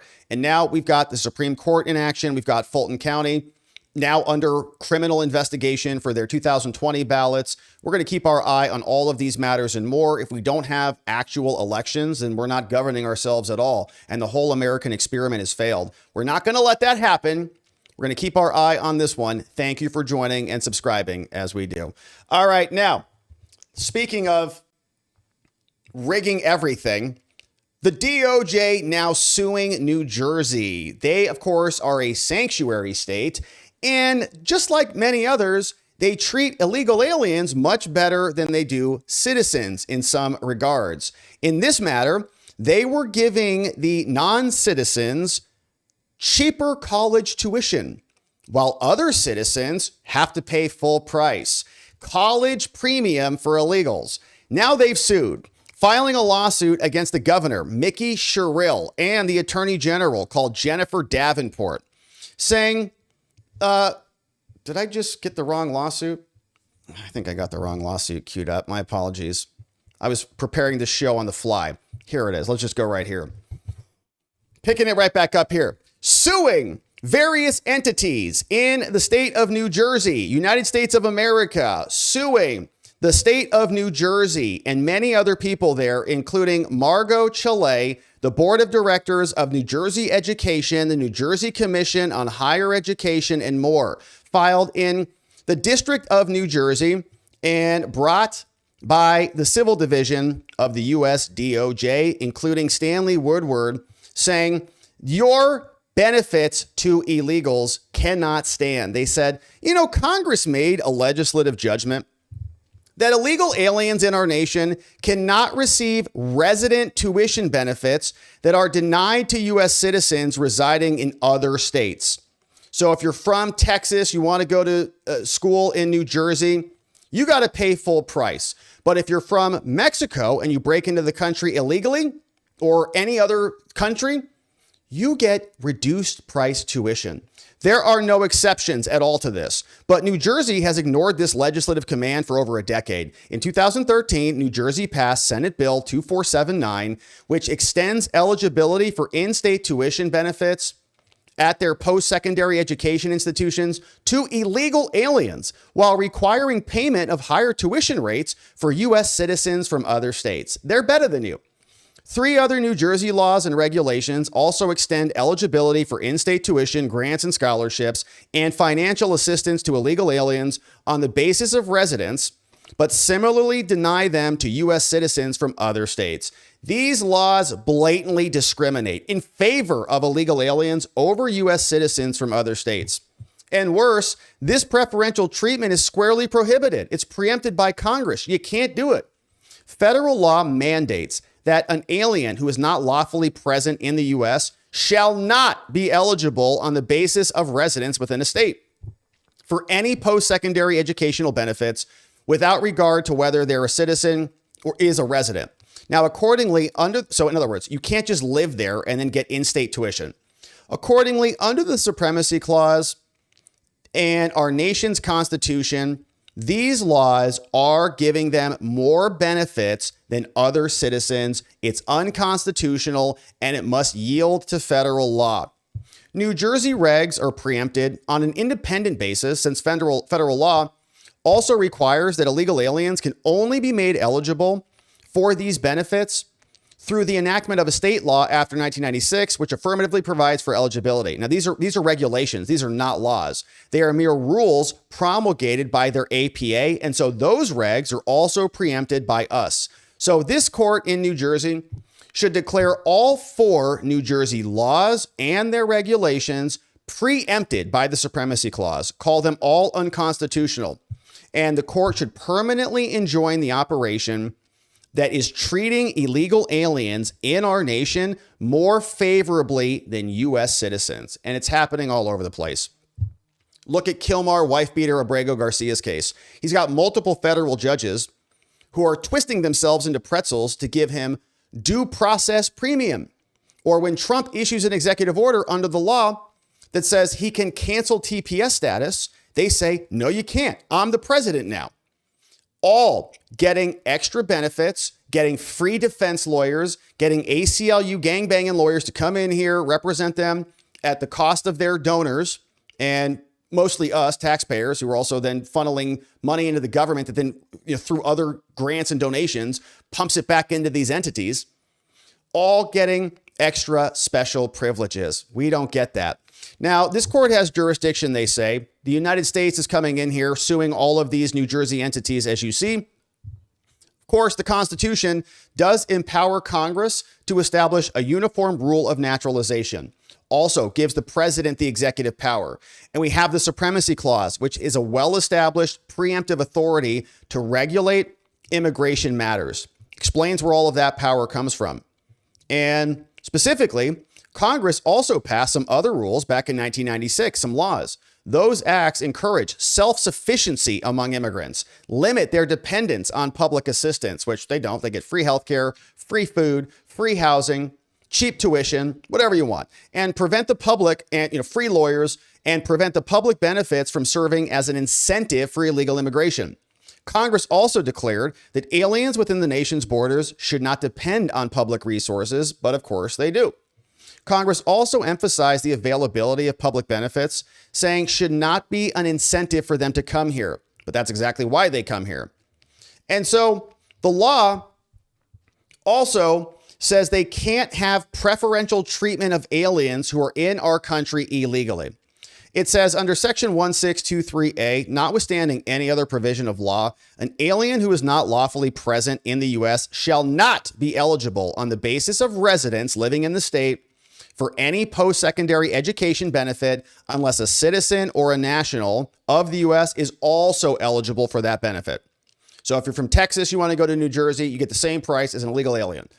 Otherwise, you can't offer them that lower price. Accordingly, illegal aliens present are not eligible for cheaper education based on residency unless everyone else gets those as well. Trump on February 19th issued an executive order ordering federal departments to ensure that this is not being exploited. Another executive order on April 28th. These orders emphasize the common sense principle that our nation's governing bodies must not confer greater benefits to illegal aliens present in our nation than to American citizens. It's like humiliation. It's expressing favoritism for lawbreakers who are violating American sovereignty. You think that they are entitled to more than somebody from a different state. It's insanity. They also reflect Congress's end expressed in multiple provisions to reduce incentives for illegal immigration, but they don't care. They want the incentives which is why they pass these laws. And how could you even do this to your fellow countrymen? How can you live in New Jersey and say, I like this idea, actually? I want to punish other citizens from California or from Washington in favor of illegal aliens who broke into the country. Now, this is in direct conflict with federal law. New Jersey law rewards an illegal alien with in-state tuition based on residency, while explicitly denying that to other U.S. citizens who are not New Jersey residents. And New Jersey, like most states, charges two separate tuition rates, one for residents, one for non-residents. Governing boards all have authority. Rutgers charges New Jersey residents, if you want to go to Rutgers, if you are in New Jersey or you broke into the country from Guatemala, your price is $15,000, $14,933. But if you're right next door in Pennsylvania, you're somewhere in Texas, you're over in Utah, you want to go to Rutgers, cost you 35 G's, 35.7. Similarly, Montclair for illegal aliens and New Jerseyans, 15 grand, out of state, 26 grand for you guys. The same structure, though, substantially less expensive in New Jersey, if you live there, is much higher for out-of-staters. Holds across everything, state community colleges and more. Since 2013, this law has rewarded illegal aliens who violate federal law with in-state benefits, denying those to out-of-staters. This unequivocally makes illegal aliens living in New Jersey a higher priority. We want them there. Additionally, pursuant to it's like all federal funds should be cut off from everything. HESA makes illegal alien students eligible for in-state benefits, and you get the list. Even high school is a near perfect proxy. Referencing domicile within the school district. Put differently, in both law and regulation, an illegal alien is eligible to receive in-state tuition so long as he attended high school in New Jersey for 3 years, graduated from a New Jersey high school, registered for college in New Jersey, and filed an affidavit affirming his intent to apply to legalize his immigration status. And so accordingly, if you fit that criteria, you get in-state tuition. But a citizen is not eligible for any of that. You got to pay the higher price.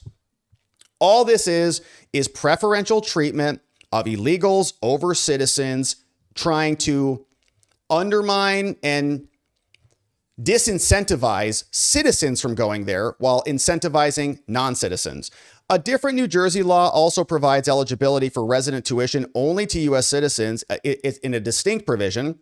However, their citizen-only in-state law is clear. Nothing in this section impacts the eligibility of the others.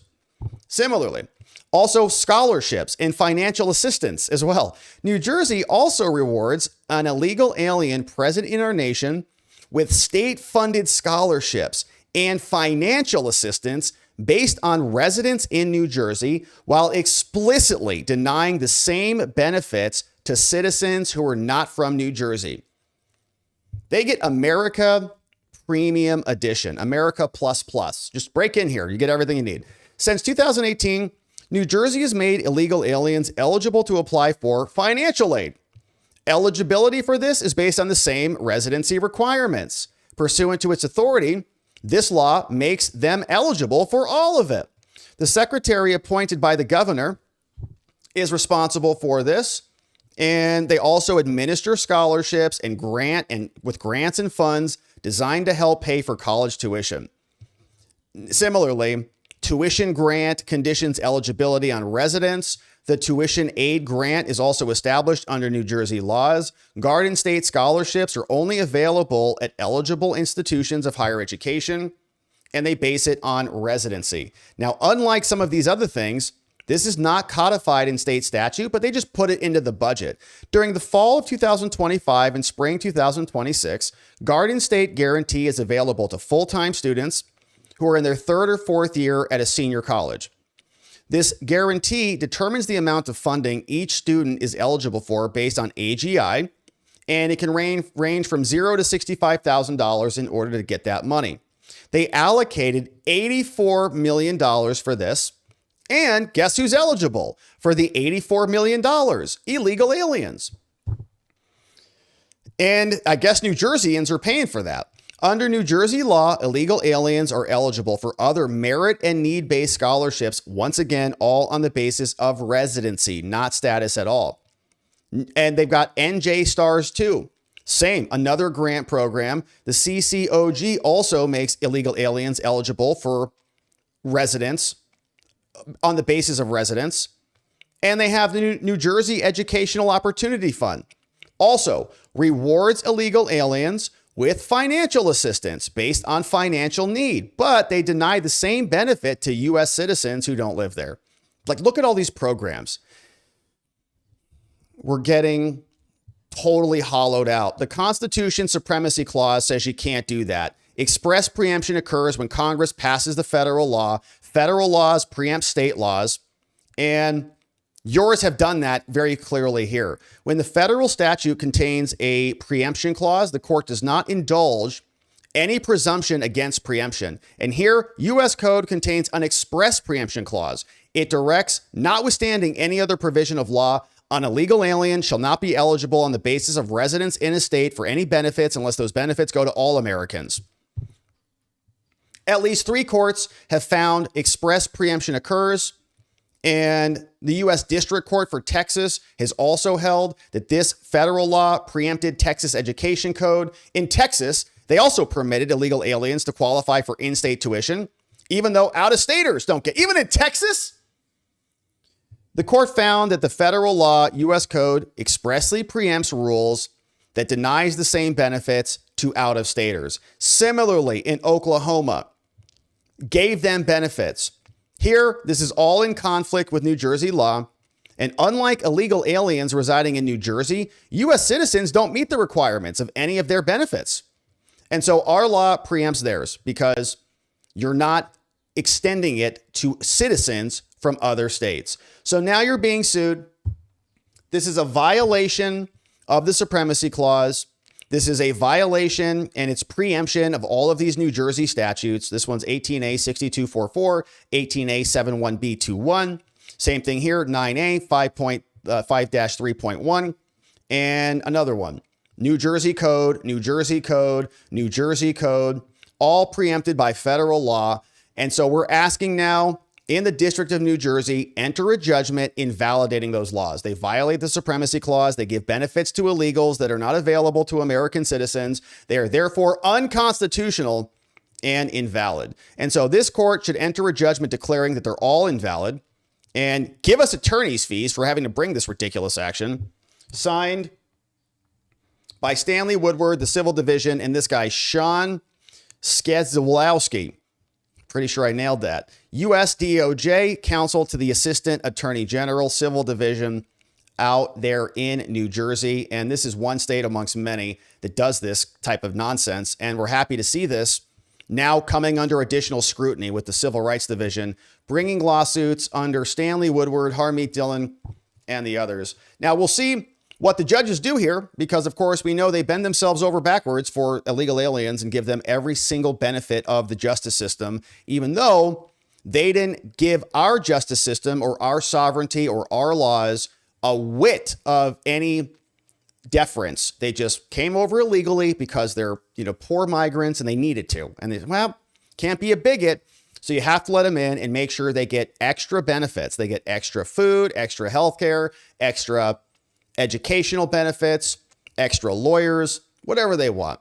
Because for them, for the people in charge, they're better than the native-born Americans who actually demand that our government not waste our money and actually produce something useful rather than just grift off of the American taxpayer and watch our society go into the dumps. They don't care. They'd rather continue on with this gigantic scam. Hopefully these judges are now brought to heel and they actually follow federal law. They're not making it up. It's federal law. But we'll see what they do. We'll keep our eye on this one. Thank you for joining and subscribing as we do. All right, we got one more update and then we'll hear from you. We have new exhibits. New exhibits in the Cole Thomas Allen Trump attempted assassination case. The DOJ had a detention hearing and released some new photos and a new very detailed video. We'll go through some of them here together. But here's what happened at the detention hearing. The minute entry hit the docket. The case is in front of Judge Makshila Upadhyay. Status hearing is as to Cole Thomas Allen. Held earlier this week, the case called for a detention hearing, but it was not held. The defendant, Cole Allen, waived the detention hearing, said, I don't actually want to contest my detention. I'm going to stay in custody, and reserved the right to present any future request to release to the assigned judge. So he'll hold that in abeyance, may come back on that later. There was oral motion by the government for speedy trial, heard and granted. Speedy trial days excluded from April 30th to May 11th in the interest of justice. Bond status, he is now confined and committed. Court reporter released the documents, very short hearing, 11:09 to 11:25. Defense attorneys were there. U.S. Attorney Jocelyn Ballantyne, one of the J6 prosecutors who's still at the DOJ for whatever reason, and Charles Jones is there, along with Adam Berry, all in the proceeding. Now, the DOJ wanted to present evidence. The judge said, no, we don't need to present evidence. We don't need to have a hearing here because he's already waived the right to fight detention. So we don't need to hear any evidence. But the DOJ submitted evidence anyways. They said, well, we got to make our record here, Judge. And here's what they released for us. So FBI field audio video program is now published by Judge Jeanine Pirro. We've got an update here from the Washington Hilton, the location of the White House Correspondents' Dinner. Times in this video are approximate. They submitted this one, page 2 of 13. Looks like the aftermath of a cleared hall in the Hilton. We do have some debris over here. Looks like we've got some evidence markers of the various gunshots that probably popped off into the wall as they were trying to blast this dude as he was on his way into attempt to kill the president. So marking some things, some other materials on the ground. and looks like broken window over here, perhaps in the barricade that prevents people from falling off of the stairs there. And that's what we've got there. Nothing on the roof, cameras there, and more.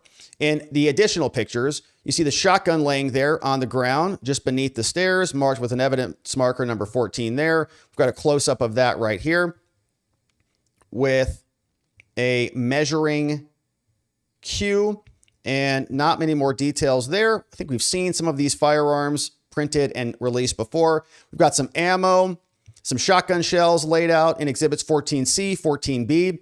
14D looks like a spent shotgun shell. So there was some argument that he did not fire his gun. I think that is not accurate. I think he did fire his gun. Shotgun shell looks like it has been fired right there, whereas these do not. Buckshot, he did reference in his manifesto he was going to be firing with buckshot, not use slugs because slugs might go through the walls and kill somebody, which is weird because he was there to kill people. But fires one round. Don't believe that we've seen evidence that that round hit the Secret Service agent. That one actually might have been friendly fire. Here is an ammo bag with some more shotgun shells in there, marked as exhibit number 20. Looks like that's on the floor of the Hilton, taken right there. They got more rounds listed here in exhibit 20B. We also have, I believe that they said that was a 1911 that he was bringing in, but did not fire that weapon. Also seen on the floor of the Hilton in exhibit 2. We've got multiple knives, which is a kind of a weird thing. This guy was almost acting like he was in a video game or something, like he was going to pull out multiple knives and start throwing them at people, I guess. So there's another one. Then we've got the wire cutters, the needle nose pliers, another knife sheath, a holster, and then I would suspect these are throwing knives. We brought a bunch of throwing knives, going to, like John Wick the place up or something. And all those marked as various exhibits, 21, 24, 26, 25. Here's a photo of him bursting through the magnetometer, catching everybody off guard, except the canine dog. The dog knew ahead of everybody. Rushes through. Here are more of the selfie photos. Guy went to CVS and got some water here and tucked his tie in. We saw these photos before in prior detention memo documents and attachments, the ammo bag, the knife, the gun in the holster, and the knives that apparently he was going to be throwing and eliminating people with. So here's more knife photographs, exhibits 3, exhibit 2. We've got more inside the hotel room. And so you start to see maybe a bag that might say Hilton on it, on the bag. He's got looks like some Dove deodorant over here. Water bottle may have been one that was just gifted courtesy of the hotel, Terra, and maybe some keys that are located down here on the desk below. You've got the coffee maker, other hotel standards. Looks like a sunglasses case with maybe some sunglasses there, hotel key, and the hotel key jacket over here, CVS bag. This looks like the photo that he was taking his selfie in and wanted to take a picture of, I guess, the desk. I'm sorry, he did not take that picture. The FBI did. So then we've got his luggage. So we've got some interesting kind of chain here, which may have been used to connect. If that's a knife sheath or something, could have connected that around his shoulder. We've got a firearm mag and a firearm case down here with the gun lock. You can see kind of one of those standard gun locks you get when you buy anything here. You're going to use this. You're like, no, I'm not. Then you've got an ammo case with some other materials. He's got a lock on that one. And remember, he brought all this with him on multiple train rides from LA to Chicago and then over from Chicago to DC. So he's got, looks like some more ammo boxes tucked inside the suitcase, some other clothes, not a lot of clothes. And that's what we see in that one. Corbond jacketed jacketed hollow points in there. So those would presumably do some damage, but he did not fire that 1911 off. There's the mag, exhibit number 4. We've also got more inside the hotel room. And this is interesting. So we've got a couple of books. And I believe I read one of these was The Hunt for the Red October. We've got some Hanes underwear over here, some socks, Inside a duffel bag, hard to make out exactly what those are. These might be some snacks of some variety. Don't recognize the brand. Other cords, maybe a USB battery, other cables. Looks like an umbrella is tucked back here. Jeans thrown on the floor underneath the desk. And it looks like some duct tape and some other things inside the duffel bag. Some things marked exhibits 10 and 11. Let's see what else we got. This is a little concerning. I'm not sure exactly what this was for. So a respirator mask, a 3M half face piece respirator 6000 series.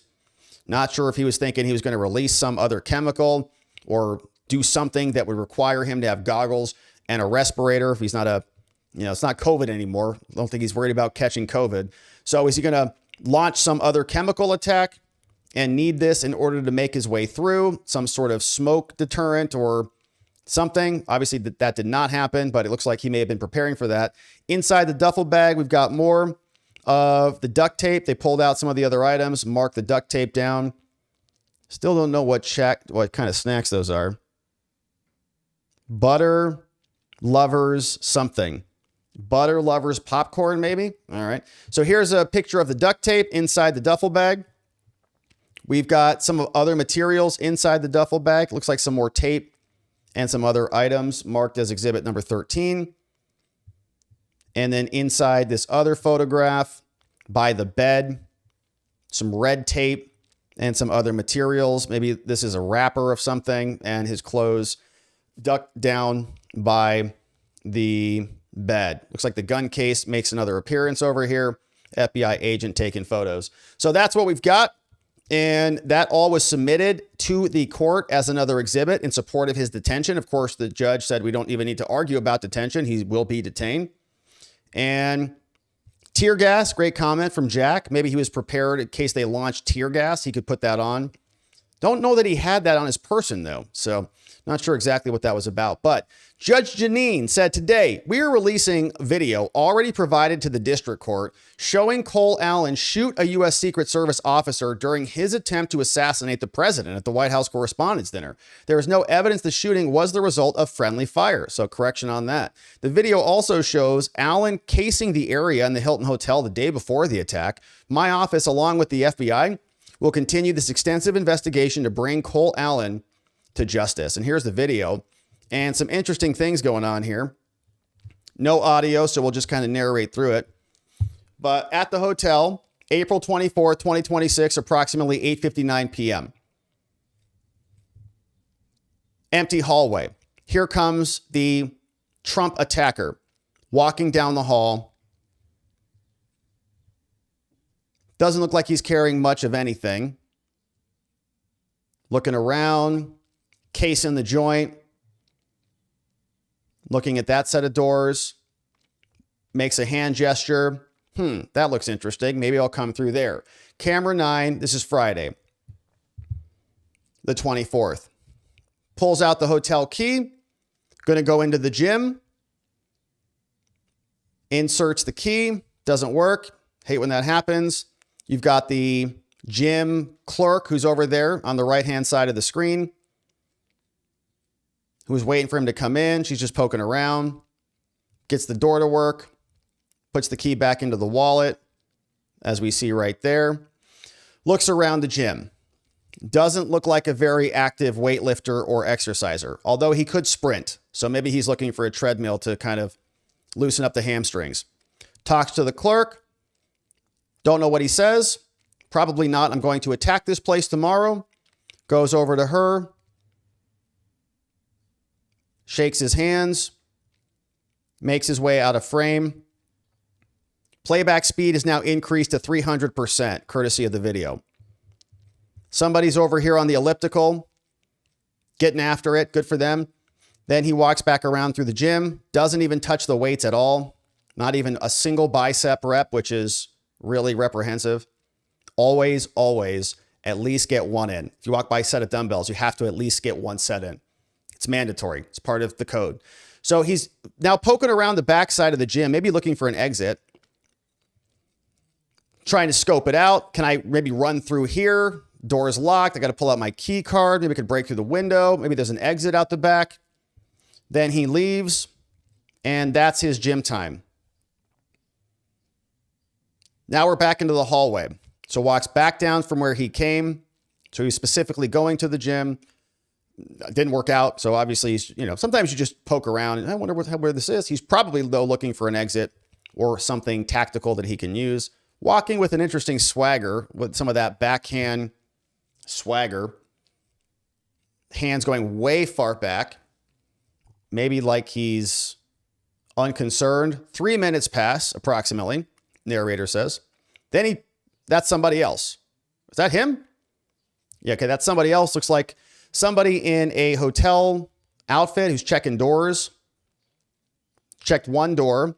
3 minutes, he goes back to his room, then he comes back out. Same camera. Looks like a hotel worker enters that door after checking the other door. Then he goes back into the gym or near the gym. Maybe he's going to the pool now. Walks out the door adjacent to the gym entrance. Then it's April 25th, 8:23 p.m. So that's the next day, Saturday now, the day of the incident.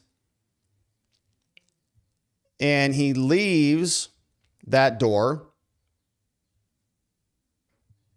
in definitely a different outfit now, with a little bit of a trench coat on, walking his way up down the hall. A little bit of a less swagger there. Hard to tell if he's got anything on his person at the time. Now we see 20:36. He's going to turn the corner. They're setting up the magnetometers. There he comes out in that circle you can see in the top left of your screen. Dog follows him in. See that right there? Canine knows this dude's bad news, man. Dog follows him in. The canine handler follows him through that room. Dog goes back into the door. Hey, that's the guy. He's going to do something bad. I can sense evil. Then he comes out. Dog knew. Looks like that was the shot. Much higher resolution video. We've got total scramble. They close in. Stuff starts flying back this direction. Not sure if you saw that, but stuff. So let's watch this one more time. You see the dog follows him in the room. The dog knew. Right there. Hey, that guy's bad news, man. I can sense it. I can smell evil. Canine handler pulls him back. Then they pull the magnetometer down, one of them. Then he burst out of there. And it looks like maybe that right there is the shot, basically. Maybe that buckshot hits that Secret Service agent right there. Then this dude kind of jumps out of the way. Then you'll see these things come across the bottom of the floor right there. So you saw that get kind of kicked back there. Is he trying to throw a knife or something? There's another one right over here. You can't really see my cursor, but two things come flying back into frame from where their direction is.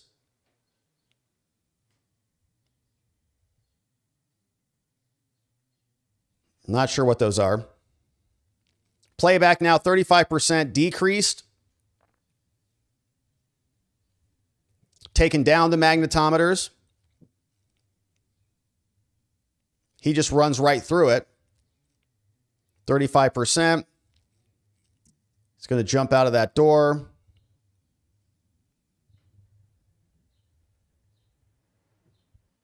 And right there, looks like that's where maybe the shot was fired, which is why they froze it for us.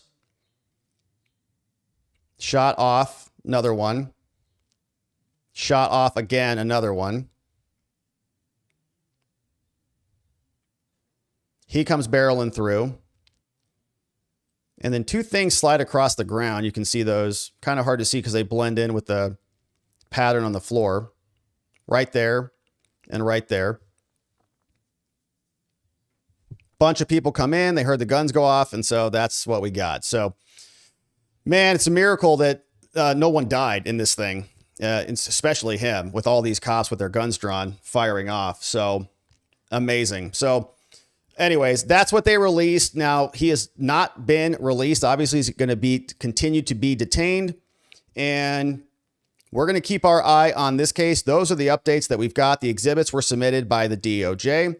He actually wanted pretrial release, but then went in and said that he does not want to be released anymore. So they didn't even have the detention hearing. He'll be in custody pending the next court date.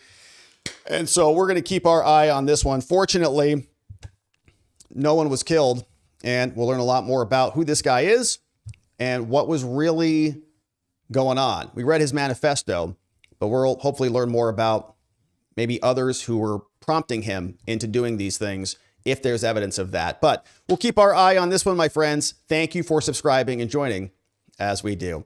All right, friends, if you're just getting here, thank you for joining us. We had a great stream today. We talked about Fulton County voters who may be illegally registered with addresses at P.O. boxes, FedExes, parks, and dirt lots all over the entire state or county in Fulton. We talked about the Fulton ballot measures, where they are very upset about these. These are advisory measures on the Democrat primary, saying, are you aware that a sitting Republican served as a witness alongside other 2020 election conspiracy theorists? Democrats will be voting for this. So I wonder what they're going to say. We read through that. We got the latest updates out of the pallets full of ballots case, which resulted in a split decision from the judge. He said, answer a couple of these questions. They did answer some of the questions, 3 out of the 4. One is protected from release by deliberative and process privilege. The others were released because they were just dates. So they provided the dates. Took us a little longer than it should have, but we figured it out. They did get the criminal referral in at 9:03 a.m. before the motion to dismiss came in late at night at 8:36 p.m. after the court was already closed. So we read through that. They did respond. We got the latest updates on that. We read through a great filing from, or a letter over to Harmeet from Eric Schmidt, who says, now that the Supreme Court has issued their ruling, we encourage you to take full force and effect of Section 2 of the Voting Rights Act. If the Democrats could use it to implement their racist redistricting schemes, then you can do the same reverse of that and undo everything that they've done. And you should do it post haste. And so that got sent over to Harmeet. Harmeet said, we're on it. We're going to move this forward. And we heard a little bit from her, of course. Then we saw that in New Jersey, they give extra benefits to illegal aliens against federal law. Not allowed to do that. So the Civil Rights Division is suing them in a complaint that I hope is something that catches like wildfire around the country to stop the incentives, stop creating these anchors and these magnets for bringing people into the country and giving them all sorts of additional privileges that American citizens don't even get. So they got sued. We're going to keep our eye on that one. And then we read through some Cole Thomas Allen exhibits, and he's got a respirator mask and duct tape and throwing knives and a bunch of other things. Saw the video and saw that the dog, as always, was the first to know. But now, my friends, it is time to hear from you. And of course, I would really love it if you joined us tomorrow, Saturday, 12 noon Eastern time, for the Eric's House Hope in the House annual event. We've got a great program prepared. It's going to be 3 hours of just hope and healing goodness. Mama G and Greg and the whole team at Eric's House have been working their butts off to put this together. Your boy is going to be emceeing it. And my beautiful wife, Alexis, is going to be helping out too. So we're going to be here for 3 hours tomorrow, not on this channel, but on the Eric's House channel. We'd love it if you checked it out. The channel links are in the description below, wherever you're watching this. And it's going to be a great time. Lots of awesome people with great testimony. And we're going to learn a lot more about what Eric's House does and hear from people who've really had their lives improved as a result of finding a community where they can heal in the aftermath of a tragic death and loss. And so hopefully you can join us. Links are in the description below. ericshouse.org if you want to check out the organization. And you can also make a donation. It's an annual fundraising event. We're going to come back and say thanks to everybody who donated to the fundraiser at the end of this show. So stick around for that. And we're going to say our thank yous to everybody who's made a contribution thus far. But now, my friends, it is time to hear from you. And thank you for sending in some love and some donos. Hey, amazing. Man, you guys are amazing. Thank you for sending these in. Let's see who's joining us today. We had some, hey, what's going on? 9/11 scholars here. Oh, there she is.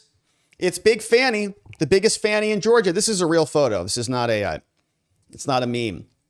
I'm pretty sure. I can't 100% positively analyze that, but it looks real to me. It's like a tsunami went off there in Georgia. Oh gosh. Hey, William J. Lee. What's up, William J. Lee? Thanks for becoming a membo. Membos, stick around. We'll debrief for a little bit after the show. John, I got some photos of Joey at the Supreme Court. I'll show you if you want to come check them out. We got some Joey updates. John Smith, what's up? 25 months as a membo. Thank you, John. Hopefully you stick around too. Membo for 25 months. Happy a Friday. We did it. Another busy week, but we made it. It's going to be a beautiful weekend ahead. We got some Eric's House, Hope in the House tomorrow. It's going to be glorious. Thanks for being here, John, for 25 months. You rock. Stephen Cooper. Hey, hello from New Hampshire. What's up, Stephen? We were just looking at New Hampshire. We were looking at the map and seeing where else we could go up here. But thank you, Stephen, man. Thanks for the dono. Shout out to our friends in New Hampshire. Hey, 9/11 Scholar sent in a 1911 dono. Your monthly dividend check. Keep faithfully paying your taxes to support my retirement. We will, 9/11 Scholar. And a lot of other things too. Some good, some not so good. Happy retirement. We love you, 9/11 Scholar. Thanks for the dono and the dividend. Hey, what's up? Rick D. Some crazy leftist has set up camp on a DC bridge demanding that all countries in the world ban general intelligence. Why? Because he doesn't want you to have things that he doesn't have? He wants all education banned. That's just amazing. Live, a person climbs on top of the Frederick Douglass Memorial Bridge in DC. All lanes are closed after he walked onto the top of the bridge. Police it's honestly, for things like this, they should just keep the bridge open. Like whatever happens. It's like Darwin's Law. If you want to drive through, you know the risks. Like there's a guy up there. You're like, that's okay. I got to get home. It's Friday. I'm not sitting in here. If he falls off, you hit him. It's like buyer beware. Like it's just kind of a tough reality. But anyways, hopefully no one dies. All right. Thank you for that. Rick D. Come on, Rob. They have Big Fani. They don't need Norm. Falls over laughing. I know Fani can't do anything. Except, Nathan. She can do that pretty well. He's happy. He always seems happy and smiling. He's like, no, everything's great. I got $700,000. I'm indicting the Fulton County DA. So he's good. But in terms of legal, no, they're totally incompetent. They can't run elections. They can't indict, people to fruition. Except each other. And so Rick, hilarious. That's Rick D jumping out of an airplane, probably like at 5,000 jumps right now. Rick D, thanks for bringing in 5 new membos. Danielle, what's up, Teeny BB? We got Carolina Rain is here. Helmut Cole, welcome. Bonds Rug, all gifted membos, courtesy of our friend Rick D, who sent those donos in and those membos out of an airplane. Hey, Villa Plot. Mark Elias already failed.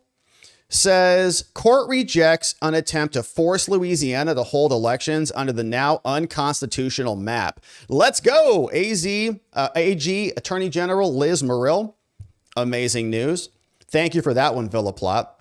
Man, Mark's not going to be happy about that. King of Biltong, what's going on?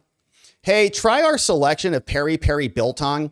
Great biltong flavor with added mild heat, over 50% protein, packed with B12, creatine, iron, zinc, and much more. Go to BiltongUSA.com.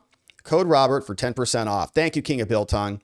Get your delicious meats, my friends. Rick D, here's a dono for the comment I made on the stream. Here it is. Thank you for clipping this from John.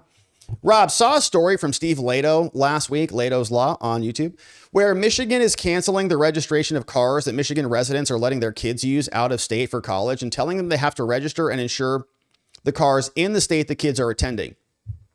The insurance companies are going along with it.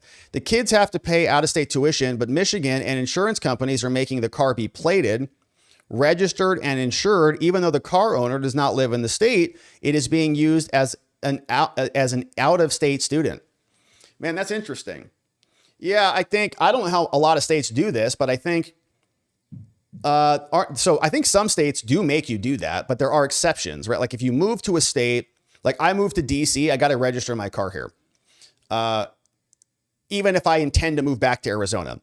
But if I was a student here for education, I think there's an exception for that. I'm trying to I didn't look at that, but I'm trying to think about that. So normally if you're there's no permanent intent to remain. So there's an exception for that. Sounds like an interesting story there, Rick D. But yeah, they want that registration money,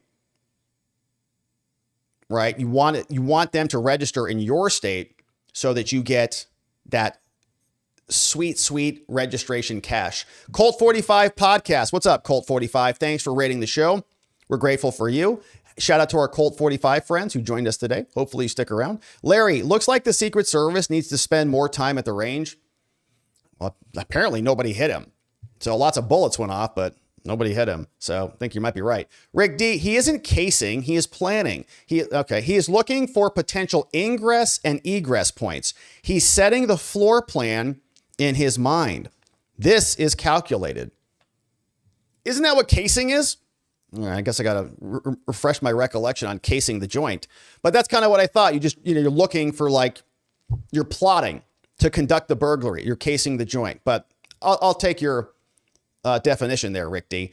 That's exactly right. He looks exactly like that. He's looking around for where he's going to go because it's all premeditated. He looked up where Trump was coming from when he was going to be there.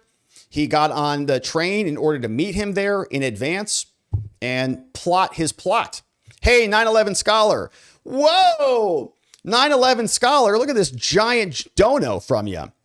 Amazing. And we're going to forward a lot of this over to Eric's house in our dono. So thank you, 9/11 Scholar. One-time moving expense reimbursement. Thank you for continuing to pay your taxes, Bill.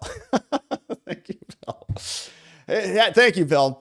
Man, we love paying our taxes, and hopefully you're getting a very nice retirement as a result of it. I genuinely mean that, 9/11 Scholar. Thank you for that, for the nice dono. We're going to forward that on to Eric's house tomorrow. 9/11, once again, you did not have to do that. Very nice of you to do that. We appreciate you a lot. And thanks for the scholarship on 9/11. Rick D, you reached 6,100 jumps today? 6,100 jumps out of an airplane.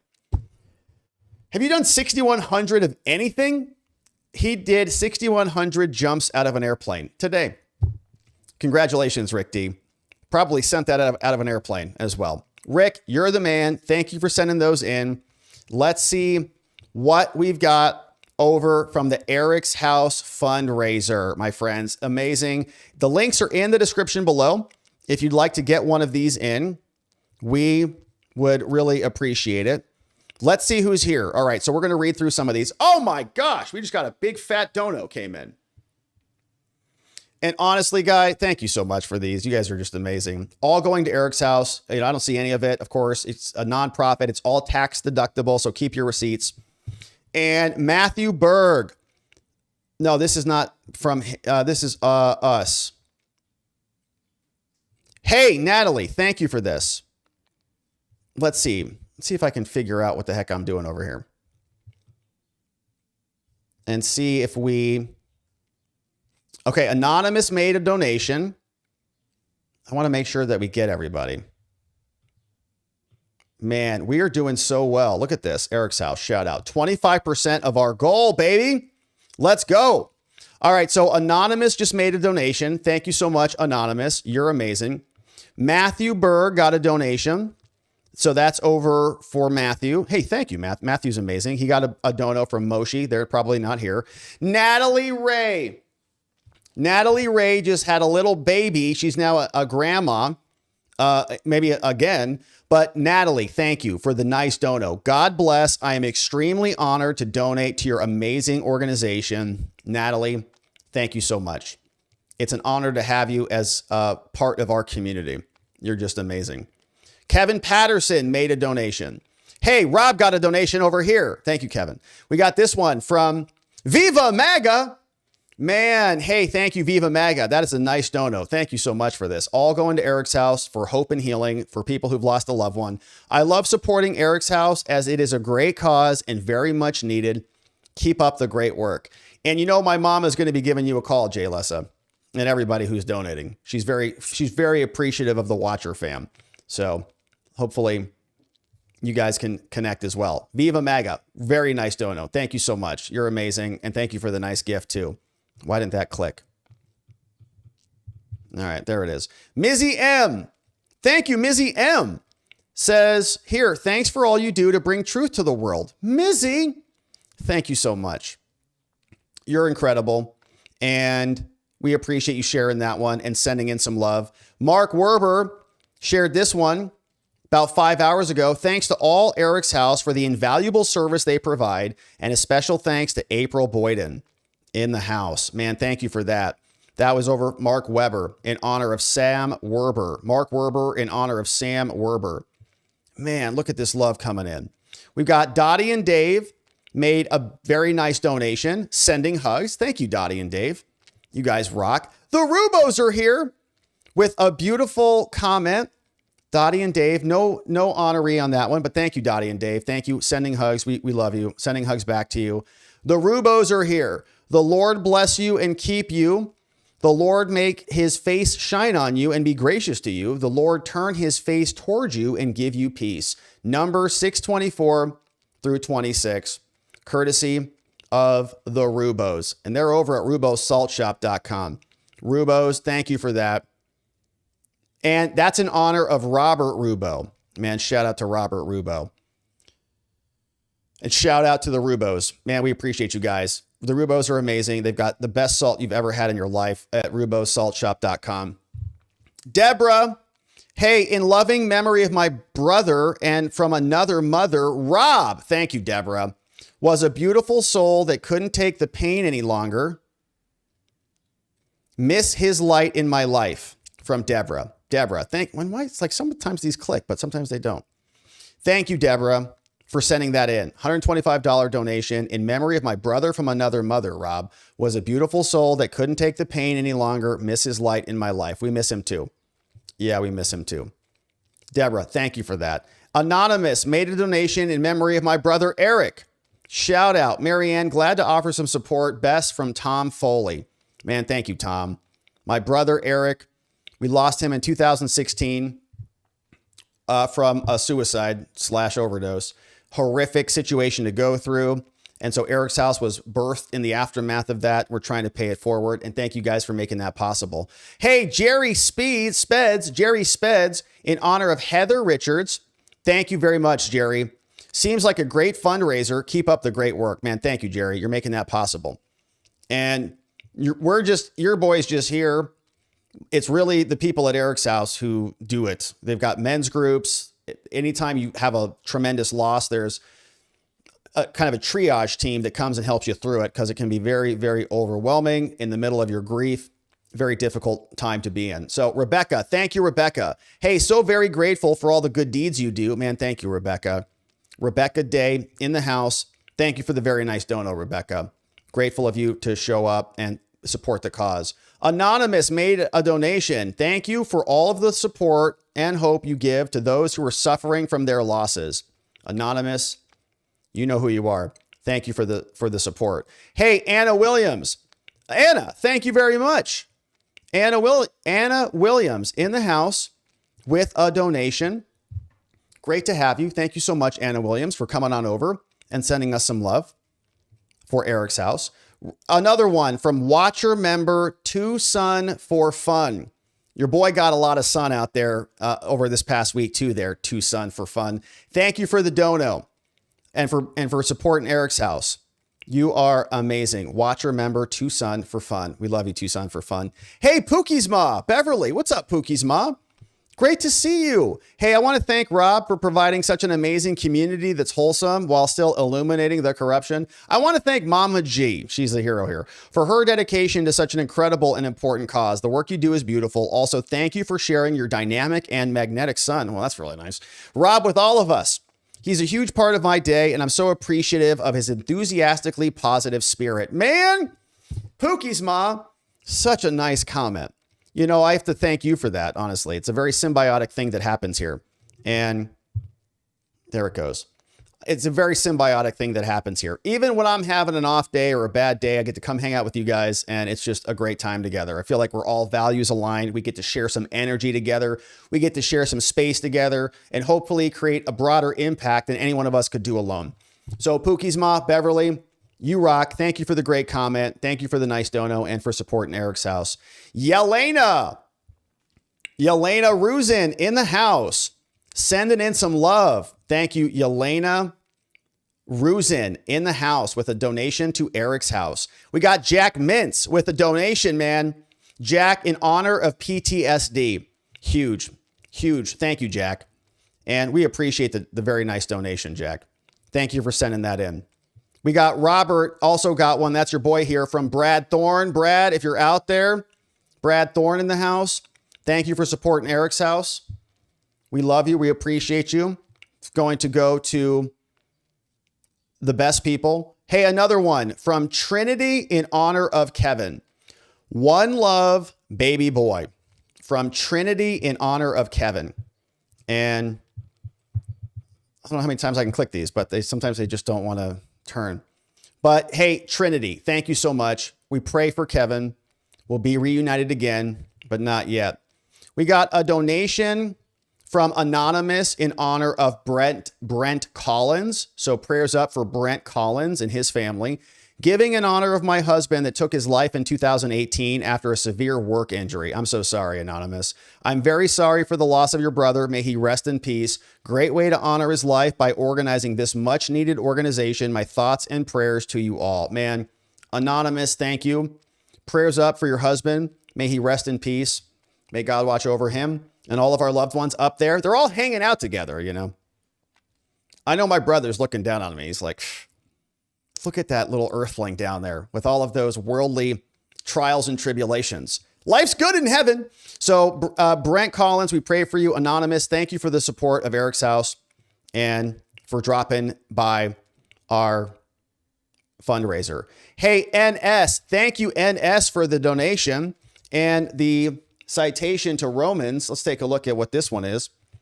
Romans 15 and 16. Rejoice with those who rejoice, mourn with those who mourn, live in harmony with one another. Do not be proud, but be willing to associate with people of low position. Do not be conceited. Gosh, that's good, man. Man, that Bible hits, man. Robert, that's me. NS, thank you for the dono. Thanks for stopping by and supporting Eric's house. And thank you for the very, very appropriate verse. We got Teresa in memory of Cameron Ethan. We are missing you, Cameron Delman, but smiling as we remember you. Roger that, Cameron. Amazing. Teresa, thanks for supporting Eric's house. We pray for Cameron Ethan Delman and for your family. And those smiles live on forever. Hey, Christopher Jean Bros. What's up, Christopher? Thank you, Christopher Bros, for the dono and for coming by and supporting Eric's house with your love. We're grateful for you. We got Meg is here, Meg Nolan, for my legal eagle, Robert, and his mom's cause. Man, thank you, Meg. Yeah, and it's a great cause. There's really a lot, it's really a hard thing. Like when a parent loses a child, it's brutal. When a brother loses a brother, it's brutal. But from the depths of grief, you can actually build something beautiful. And Eric's house has really done that. And so we're grateful for that. Hey, man, Robert, got DJ in the house. Thank you, DJ. Says, great work, DJ. Thank you for the very generous donation, my friend. Thank you for the comment. Thank you for stopping by. We can't thank you enough. Eric's house is going to do some good work with that. And we're grateful for you. DJ, thank you, sir. We got, hey, Lindsay Saxton for Eric. Thank you, Lindsay.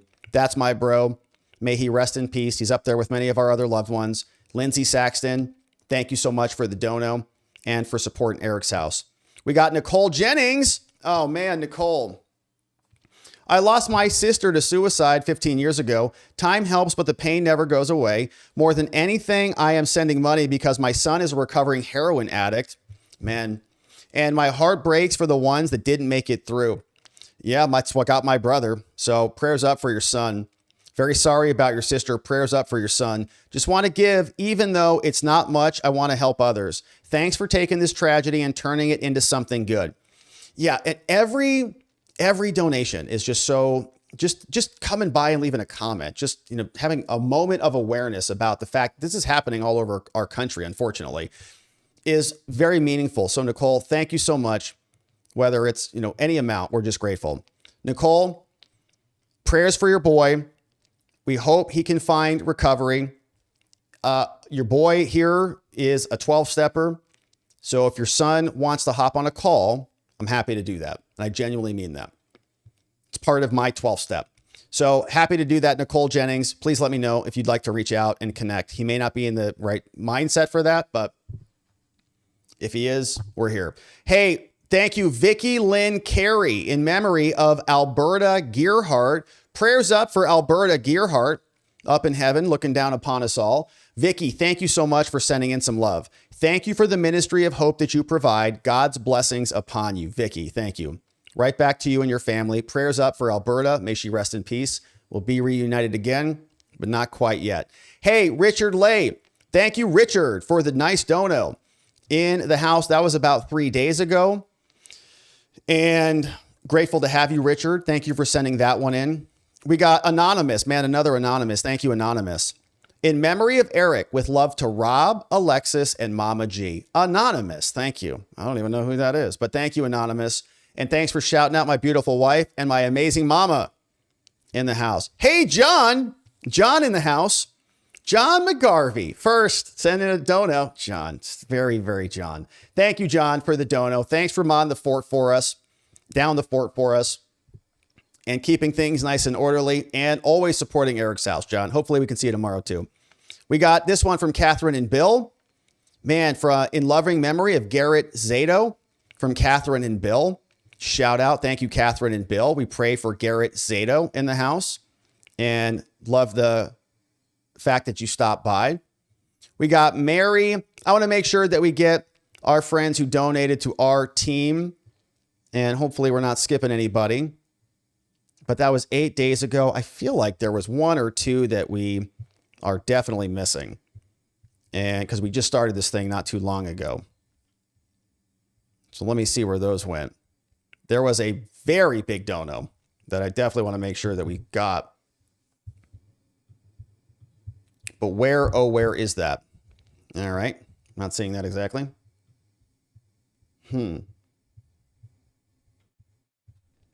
Pause for the moment. See if I can find this thing. Somebody sent in a whopper of a dono, and I don't think that we came across it. But see if we can find it. That was 3 days ago.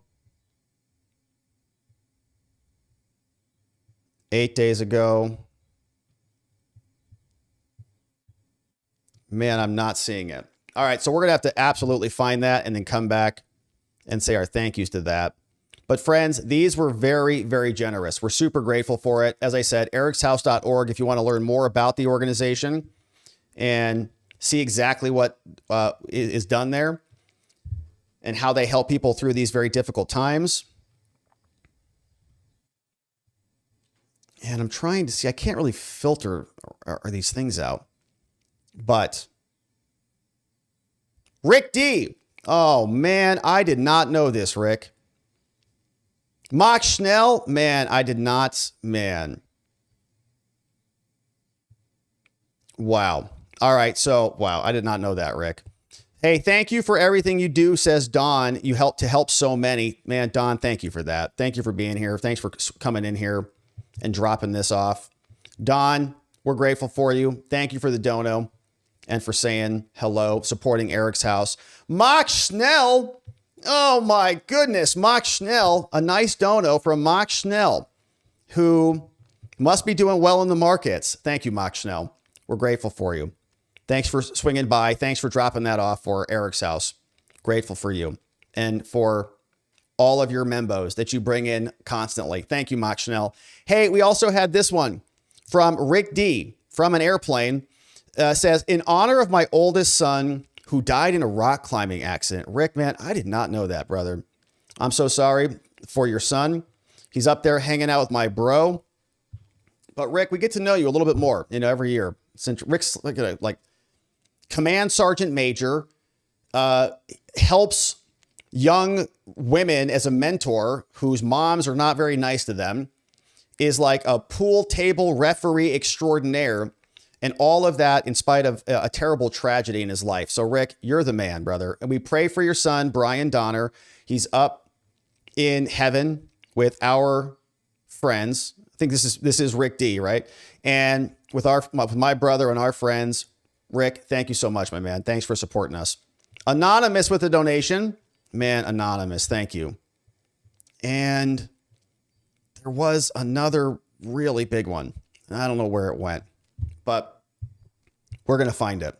We're definitely going to find it. And man, our numbers have gone up dramatically, friends. Let me see if I can kind of like log in or something or check my, you guys rock. Thanks for everything. Thanks for showing up. We're going to make our donation tomorrow at the end of the day. And I can't see the total list. So we're going to make sure if we can't, say thank you tomorrow. We had some very nice donos that came in that are just not showing up on my list right now. So I'm going to check with the team and see exactly what your boy is missing here. But friends, thank you so much. That was really, really an honor to have your love and your support all going to Eric's house, who is doing amazing, incredible work. But all right, so hey, Mock Schnell. Rob, even if I was not doing well in the market, I would give to such a great place. Thank you, Mock Schnell. It is a way for me to heal also with losing my mom last month, as I mentioned before. That's right, Mock Schnell. Yeah, and that is a tough one, man. We love our mamas here.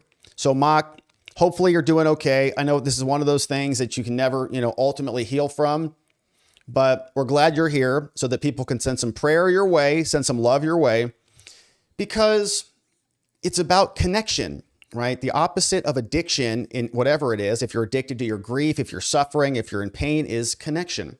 So we stay connected here, Mock Schnell. Thank you for sending that one in.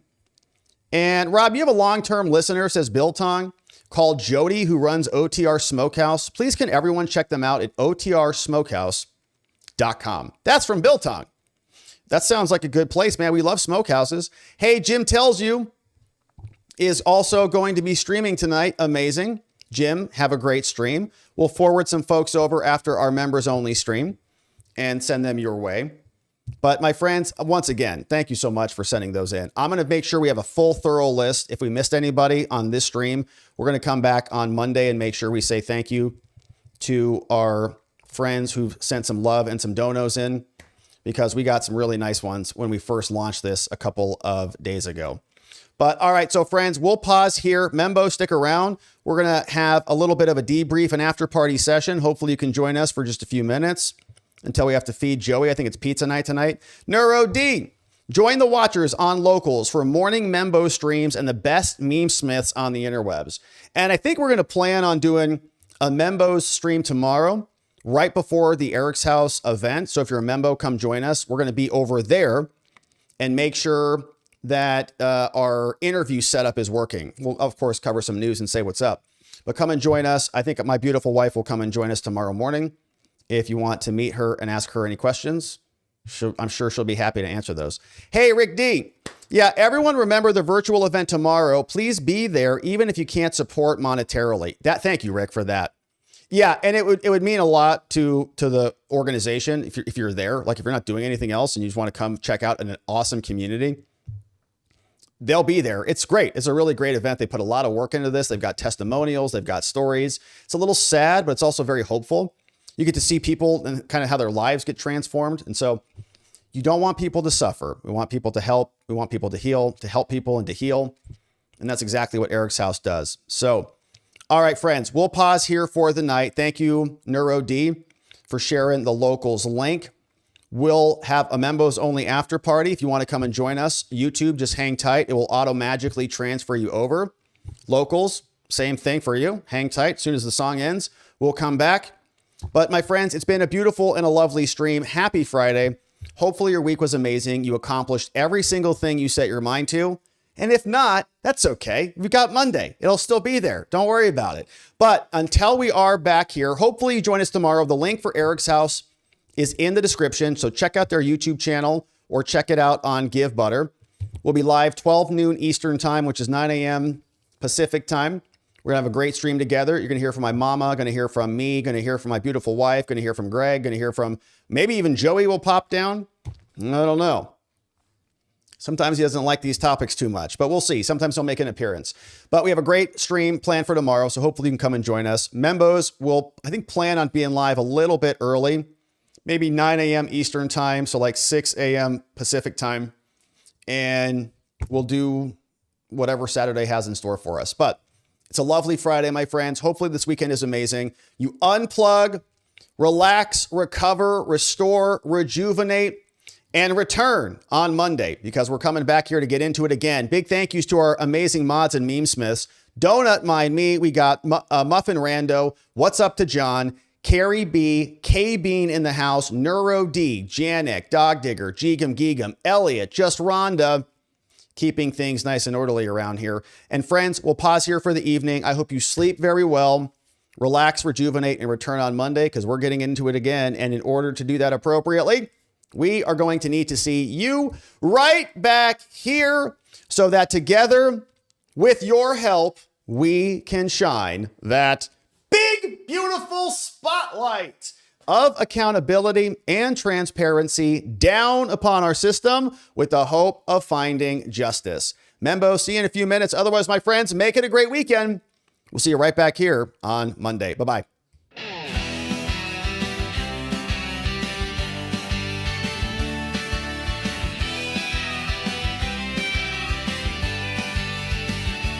Thanks for watching, my beautiful friends. Now it's that time where the stream must end. You brought the heat with every chat and line. Together we expose corruption.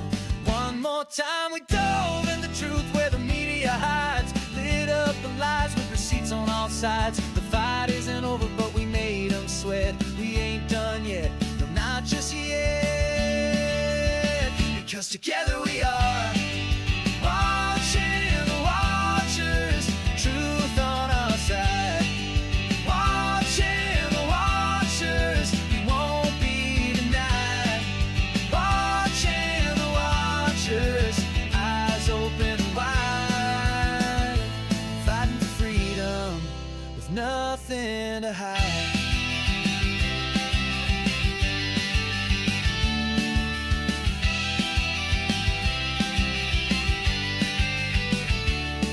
Drop a like and don't forget to share. And bring a friend who's ready to care. Tomorrow's lies are just today's news, but here we see through the scripted ruse.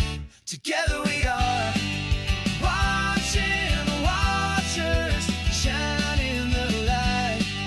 Watching the watchers defending what's right. Watching the watchers stay